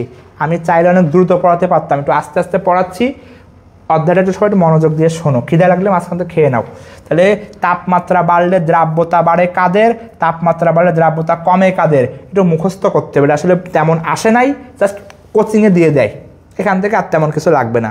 চলে যাও এইখানটা, সবাই তাকাও, সবাই তাকাও, সবাই মনোযোগ দিবা, খুবই ইম্পর্টেন্ট, খুবই ইম্পর্টেন্ট। দুটো টপিক্স পড়াবো, আর 5-10 মিনিট লাগবে, তারপর ছুটি দিয়ে দেবো, চ্যালেঞ্জ। তাকাও সবাই, একটু মনোযোগ দিও, দুটো কথা। সবাই একটু প্রথমটা লেখো। বিরক্ত লাগলে বইলো ভাই, তাহলে গল্প বলবানে, কিন্তু আশা করি আমি কোনো বিরক্তিকর কথা বলতেছি না। সবাই খেয়াল করো, দ্রাব্যতার গুণফলের বেলায় আয়ন সংখ্যা সমান সমান পাওয়ার, লেখো এটা, দ্রাব্যতা গুণফল আয়ন সংখ্যা সমান সমান পাওয়ার, এবং 4টে মান মুখস্থ রাখবা, S square, 4s cube, 27s4, 108s5, তাহলে মোট 4টে মান মনে রাখলাম, S square, 4s cube, 27s5, 4, 108s5, ঠিক আছে? সবাই খেয়াল করো। এখন এই 4টে মান আমাকে মুখস্থ, সবাই তাকাও, S square, 4s cube, 27s4 আর 108s5, সবাই মনোযোগ দাও। এখন পরীক্ষায় আসলো একটা লবণ, লবণটা কি? AgCl, সবাই মনোযোগ দাও, একটা লবণ, একটা লবণে আয়ন আছে Ag প্লাস Cl মাইনাস, একটা আয়ন, দুটো আয়ন, তাহলে পাওয়ার এখানে 2, কোনটায় আছে ভাই? প্রথমটায়, তাহলে এর দ্রাব্যতা গুণফল এস স্কোয়ার, শেষ, আমার আর কিচ্ছু দরকার নাই। সবাই খেয়াল করো, সবাই আবার দেখো, 4টে মান মুখস্থ রাখবো, এরপর লবণ দেখবো আয়ন কয়টা আছে, আয়ন সংখ্যা সমান সমান পাওয়ার, সবাই খেয়াল করো। পরীক্ষায় আসছে মনে করো MgOH হোল 2, সবাই তাকাও, তাহলে Mg2 প্লাস একটা আয়ন আর OH দুটো আছে, তাহলে মোট কয়টা? 3টে আয়ন, তাহলে 3টে আয়নের পাওয়ার আছে এইটা, তাহলে এইটা উত্তর, এর দ্রাব্যতা গুণফল। পরীক্ষায় আসছে ভাই AlCl3, তাহলে অ্যালুমিনিয়াম 3 প্লাস একটা আর 3 ক্লোরিন, মানে 3টা ক্লোরিন আছে আর একটা অ্যালুমিনিয়াম আছে, তাহলে মোট কয়টা? 4টা, পাওয়ার 4 আছে এই জায়গায়। পরীক্ষায় আসছে লবণটা এরকম M2X3, তাহলে 3 আর 2 মিলে মোট আয়ন কয়টা? 5টা, তাহলে পাওয়ার 5, এইটা। তুমি কি থিমটা বুঝতে পেরেছো? সবাই বুঝলে লেখো তো, আয়ন সংখ্যা সমান সমান পাওয়ার, লেখো আয়ন সংখ্যা, পড়া সেটা মজার গল্প বলবো, ঠিক? আসো, তাহলে আয়ন সংখ্যা সমান সমান পাওয়ার, আয়ন সংখ্যা সমান সমান কি ভাই? পাওয়ার। সবাই একটু কমেন্ট করো, আয়ন সংখ্যা সমান সমান পাওয়ার, সবাই কমেন্ট করো। আমাকে প্রায় শেষ ভাই। তাহলে দেখো পরীক্ষা যদি আসে একটু সবাই কমেন্ট করে বলবা এইটার দ্রাব্যতা গুণফল কত হবে? FeOH3, তাহলে দ্রাব্যতা গুণফল কত হবে? সবাই একটু কমেন্ট করবা, সবাই একটু কমেন্ট করবে, এটা দ্রাব্যতা গুণফল কত হবে? সবাই একটু কমেন্ট করো।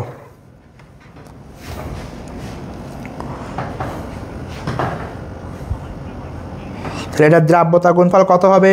সবাই কমেন্ট করো দেখি। FeOH3, দেখি কেমন পারো। FeOH3 কেমন হবে? সবাই কমেন্ট করো, দেখি কেমন পারো, সবাই কমেন্ট করো। তাহলে দেখো AgCl, সিলভার একটা, ক্লোরিন একটা, পাওয়ার দেখো 2, মিলছে। ক্যালসিয়াম হাইড্রক্সাইড, OH দুইটা, ক্যালসিয়াম একটা, 3টা, তাহলে 4s কিউব, পাওয়ার 3। AlOH হোল 3, তাহলে OH 3টা, অ্যালুমিনিয়াম একটা, 4টা, তাহলে পাওয়ার দেখো 4। আর Al2SO4 হোল 3 মোট 5টা, পাওয়ার দেখো 5। তাহলে সোজা বাংলায় আয়ন সংখ্যা সমান সমান পাওয়ার, আয়ন সংখ্যা সমান সমান পাওয়ার। ঠিক আছে, ঠিক আছে, সবার শেষ। আর দুটো টপিকস আছে, একটা টপিকস একটা হয়ে গেছে, আর একটা টপিকস আছে। সবাই খেয়াল করো, সম আয়ন প্রভাব। ভাই একটু খেয়াল করো, সম আয়ন, তাহলে এর যদি ভাঙি তাহলে হবে সম যোগ আয়ন। তাহলে আয়ন মানে প্লাস মাইনাস থাকতে হবে, আয়ন মানে কি প্লাস মাইনাস থাকতে হবে। তাহলে আমরা জানি জৈব যৌগ, সবাই একটু খাতায় লেখো বা বইয়ে লেখো, সম আয়ন আমি একটু লিখে রাখি, তো সবাই লেখো সম আয়ন, সবাই একটু লেখো সম আয়ন সমান সমান দিয়ে লেখো 3টি শর্ত হলে, 3টি শর্ত হলে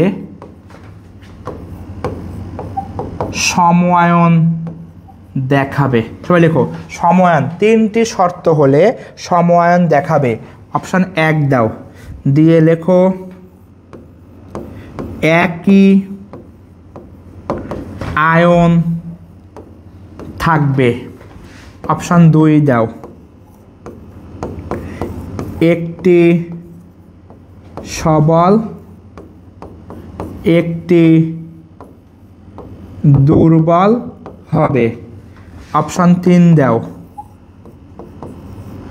জৈব যৌগ হবে না।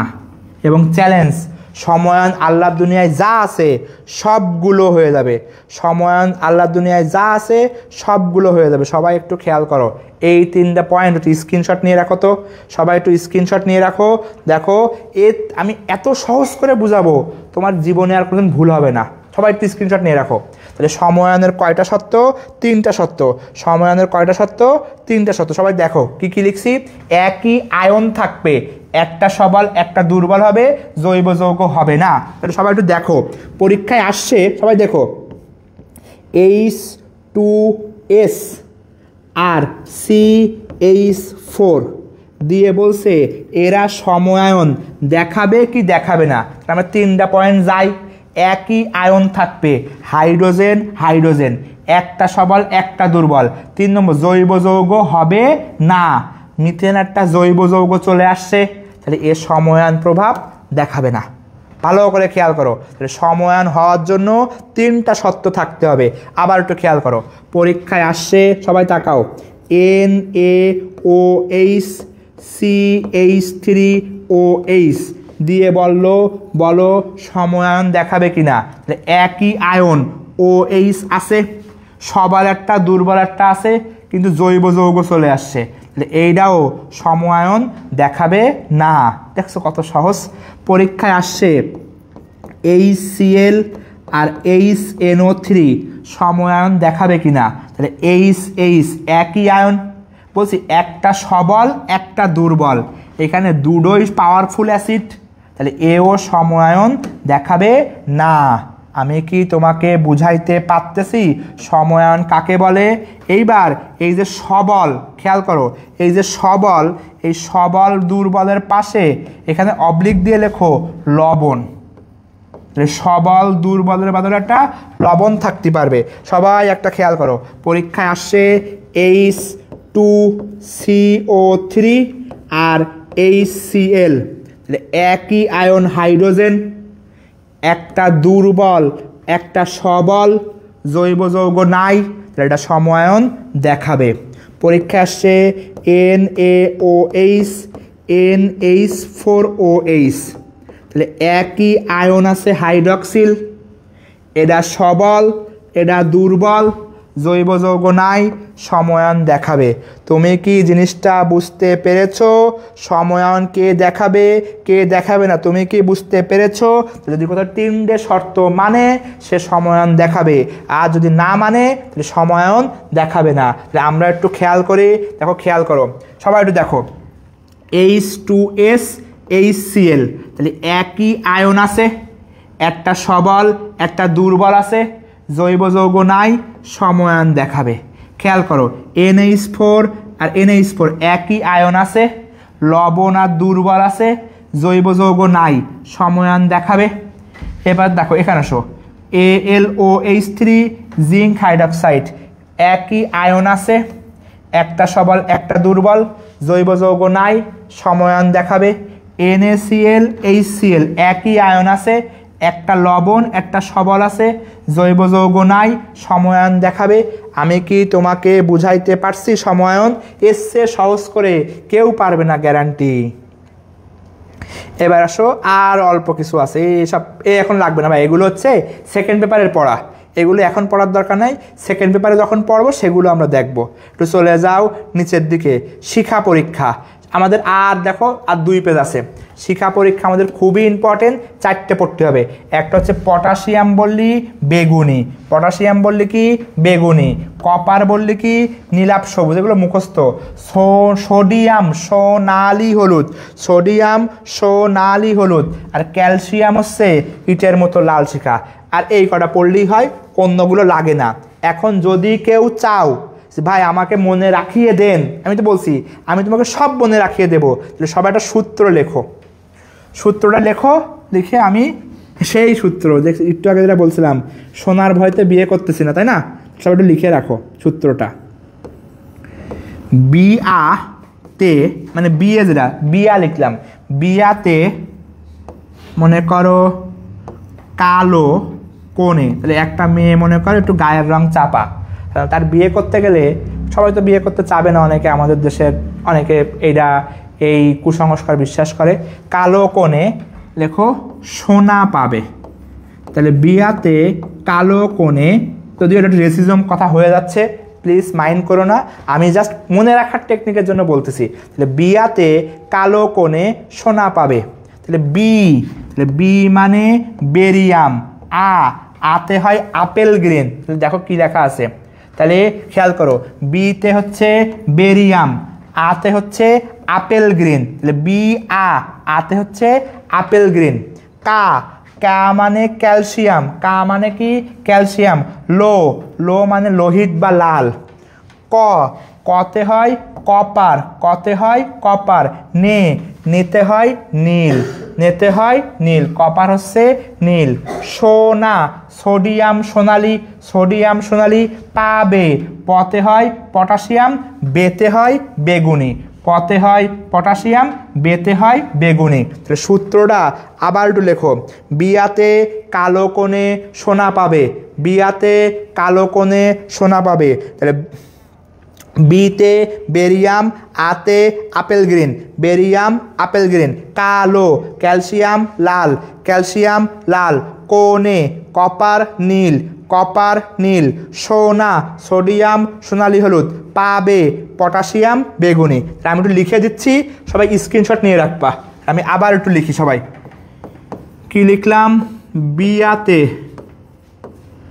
কালো কোণে সোনা পাবে, তাহলে বিতে হচ্ছে বেরিয়াম, আতে হচ্ছে আপেল গ্রিন, এইভাবে পরীক্ষায় আসে ভাই, আপেলের রং। কালো কাতে হচ্ছে ক্যালসিয়াম, লোতে হচ্ছে লাল। কোণে কতে হচ্ছে কপার, নিতে হচ্ছে নীল। সোনা সোডিয়াম সোনালি হলুদ, সবাই জানি এটা সোডিয়াম সোনালি হলুদ। পাবে পতে পটাশিয়াম, বেতে বেগুনি। সবাই স্ক্রিনশট নিয়ে লেখো, স্ক্রিনশট ডান, সবাই স্ক্রিনশট নিয়ে লেখো, স্ক্রিনশট ডান। আমাকে শেষ পড়া শেষ, স্ক্রিনশট নিয়ে লেখো, স্ক্রিনশট ডান, আমাকে শেষ পড়া। স্ক্রিনশট ডান, স্ক্রিনশট নিয়ে লেখো, স্ক্রিনশট ডান প্লিজ। আমার ফোনেও চার্জ ফুরাই গেছে প্রায়, আর 2% চার্জ আছে। তাহলে বিয়াতে কালো কোণে সোনা পাবে, স্ক্রিনশট নিয়ে লেখো, স্ক্রিনশট ডান লেখো একটু। এরপরে আর কিছু নাই, সবাই একটু মনোযোগ দাও, এরপরে বলে আমরা ছুটি দিয়ে দেবো।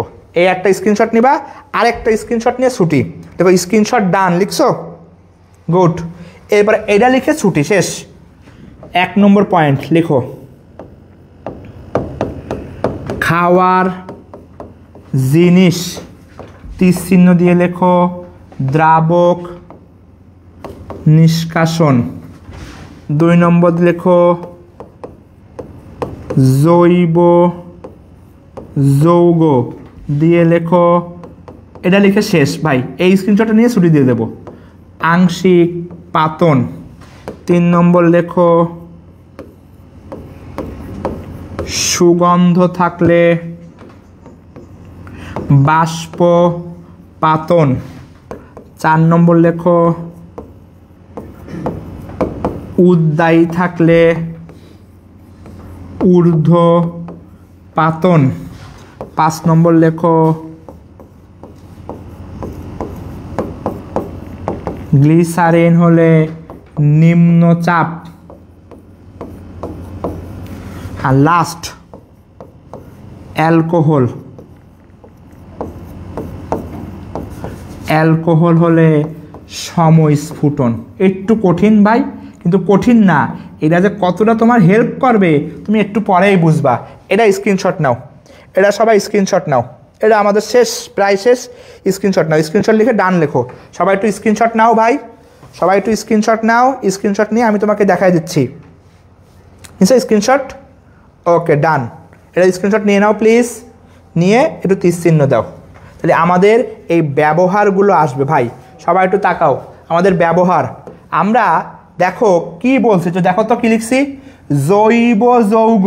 সবাই তাকাও, জৈব যৌগ আংশিক পাতন। তাহলে আংশিক পাতনের উদাহরণ চাইলে আল্লাহর দুনিয়ার যা জৈব যৌগ আছে সব কেমন দেখো, খেয়াল করো। দেখো আংশিক পাতন, আংশিক পাতনের মধ্যে পেট্রোলিয়াম একটা জৈব যৌগ, আলকাত্রা একটা জৈব যৌগ, লঘু তেল জৈব যৌগ, বেনজিন টলুইন জৈব যৌগ, রেকটিফাইড স্পিরিট জৈব যৌগ। আল্লাহর দুনিয়ার যত জৈব যৌগ আছে সব হচ্ছে আংশিক পাতন। তাহলে জৈব যৌগ আমাকে ডান, আংশিক পাতন। এবার পরেরটা আসো, পরেরটা আসো, কই এবার আসো নিচের দিকে আসো, কই সেটা, এই তো নিম্নচাপ পাতন। আমরা লিখছি গ্লিসারিন, গ্লিসারিন বললি কোন পাতন, নিম্নচাপ পাতন। দেখো কি লিখছিলাম, গ্লিসারিন বললে নিম্নচাপ পাতন, গ্লিসারিন বললি নিম্নচাপ পাতন। এটা শেষ। এরপরে আসো, খেয়াল করো নিচের দিকে আসো, স্টিম পাতন। ভালো করে খেয়াল করো, বাষ্প পাতন খেয়াল করো। আমরা লিখছি ভাই সুগন্ধ থাকবে, সুগন্ধ থাকলে বাষ্প পাতন। তাহলে খেয়াল করো ভালো করে, দেখো সুগন্ধ তেল, সুগন্ধ গোলাপ জল, সুগন্ধ সুগন্ধি, সুগন্ধ যত সুগন্ধ আছে, সুগন্ধ বললে সব কি বাষ্প পাতন, সুগন্ধ বললে কি বাষ্প পাতন। সুগন্ধ একটু বড় করে নে, দেখতে পাচ্ছ না অনেকে। সুগন্ধ বললে কি ভাই, বাষ্প পাতন। এরপরে আসো কি লিখছি, উদ্দায়ী যৌগ ঊর্ধ্বপাতন। উদ্দায়ী যৌগ দেখো কি কি আছে, নিচের দিকে আসো। উদ্দায়ী যৌগ কি কি আছে, কি কি আছে ঊর্ধ্বপাতনে, কর্পূর, ন্যাপথলিন, বেনজয়িক অ্যাসিড, নিশাদল, এগুলো উদ্দায়ী যৌগ ঊর্ধ্বপাতন, উদ্দায়ী যৌগ ঊর্ধ্বপাতন। এবার আসো নিচে, ভালো করে খেয়াল করবা, সবচেয়ে মজা এবং এটা সবচেয়ে বেশিবার মেডিকেলে আসছে। তাকাও প্রথমটা, খাওয়ার জিনিস। যা যা খাওয়া যায় সব ব্যবহার কোনটা, দ্রাবক নিষ্কাশন। তাহলে খেয়াল করো, দেখো দ্রাবক দ্রাবক নিষ্কাশনের ব্যবহার, নারিকেলের শ্বাস খাওয়া যায়, শস্য বীজ খাওয়া যায়, মরিচের গুঁড়া খাওয়া যায়, ধানের তুষ, ভাই মানুষ না খাক, হাঁস মুরগি তো খায়। তাহলে যা যা খাওয়া যায় সেগুলো সব দ্রাবক নিষ্কাশন। আমার 2% চার্জ, জাকিয়ার 15%, আমার 2% চার্জের মধ্যেই আমি আবার একটু রিক্যাপ করি। তাহলে যদি কোথাও আসে ভাই খাওয়ার জিনিস, কই খাওয়ার জিনিস, খাওয়ার জিনিস কি নারিকেল, খাওয়ার জিনিস কি মরিচ, খাওয়ার জিনিস কি শস্য বীজ, খাওয়ার জিনিস কি ধানের তুষ, চাউলের কুড়া। যা যা খাওয়ার জিনিস সব কি ভাই দ্রাবক নিষ্কাশন, ডান। জৈব যৌগ, জৈব যৌগ পেট্রোল, কেরোসিন, আলকাত্রা, লঘু তেল, বেনজিন টলুইন, যা যা জৈব যৌগ সব কি আংশিক পাতন। সুগন্ধ থাকলে বাষ্প, সুগন্ধ তেল, সুগন্ধ জল, সুগন্ধ জিনিস, ইউক্যালিপটাসের সুগন্ধ, লেমন গ্রাসের সুগন্ধ, সুগন্ধ যা থাকবে বাষ্পপাতন। উদ্দায়ী, কর্পূর, নিশাদল, ন্যাপথালিন উদ্দায়ী যৌগ ঊর্ধ্বপাতন। গ্লিসারিন থাকলে নিম্নচাপ পাতন, আর অ্যালকোহল থাকলে সমস্ফুটন পাতন। তুমি কি থিমটা ধরতে পারছো? যদি তুমি বুঝে থাকো একটু লাভ রিয়াক্ট দাও তো, লাভ রিয়াক্ট দিয়ে আমাদের শেষ, আমার আর 1% চার্জ আছে, তাহলে একটু লাভ রিয়াক্ট দাও, লাভ রিয়াক্ট দিয়ে আমাদের শেষ। তোমরা অনেকক্ষণ ক্লাস করছো, আমি আসলে বুঝি নাই যে তোমরা এতক্ষণ ধৈর্য ধরবা। ভাই চেষ্টা করছি সহজ করার, অনেক পড়া কিন্তু চেষ্টা করছি সহজ করার। তোমরা যেহেতু বুঝে গেছো একটু লাভ রিয়াক্ট দাও, ক্লাসটা কেমন লাগলো একটু জানাবা। আর সেম পড়া, যদি এই ক্লাসটা আমি কিন্তু অনেককেই পুরস্কার দিছি, যারা ক্লাস করেছো সুন্দর করে নোট করে গ্রুপে আপলোড দাও, টপ 5 জনকে আমি 100 টাকা করে ফ্ল্যাক্সিলেট করে দেবো। টপ 5 জন মানে কি, যাদের পোস্ট সবচেয়ে বেশি লাইক কমেন্ট হবে। তাহলে ক্লাস কেমন লাগছে সবাই জানাও। আমি খুবই দুঃখিত, একই সাথে আবার খুবই তোমাদের প্রতি অনুরোধ যে তোমরা ক্লাসটা মনোযোগ দিয়ে করছো, এখানে দুঃখিত হওয়ার কিছু নাই। যে ক্লাসটা প্রথম থেকে শেষ পর্যন্ত করছো ইনশাল্লাহ মেডিকেলে এখান থেকে 3 মার্ক কমন পাবা। পরীক্ষার হলে গিয়ে আমার চেহারা মনে পড়বে যে ভাইয়া বলছিল ওই দিন ক্লাসটা করছিলাম, আজকে 3 মার্ক পাইছি। তোমার 3 মার্ক আমি ইনশিওর করে দিছি। সবাইকে ধন্যবাদ, আল্লাহ হাফেজ।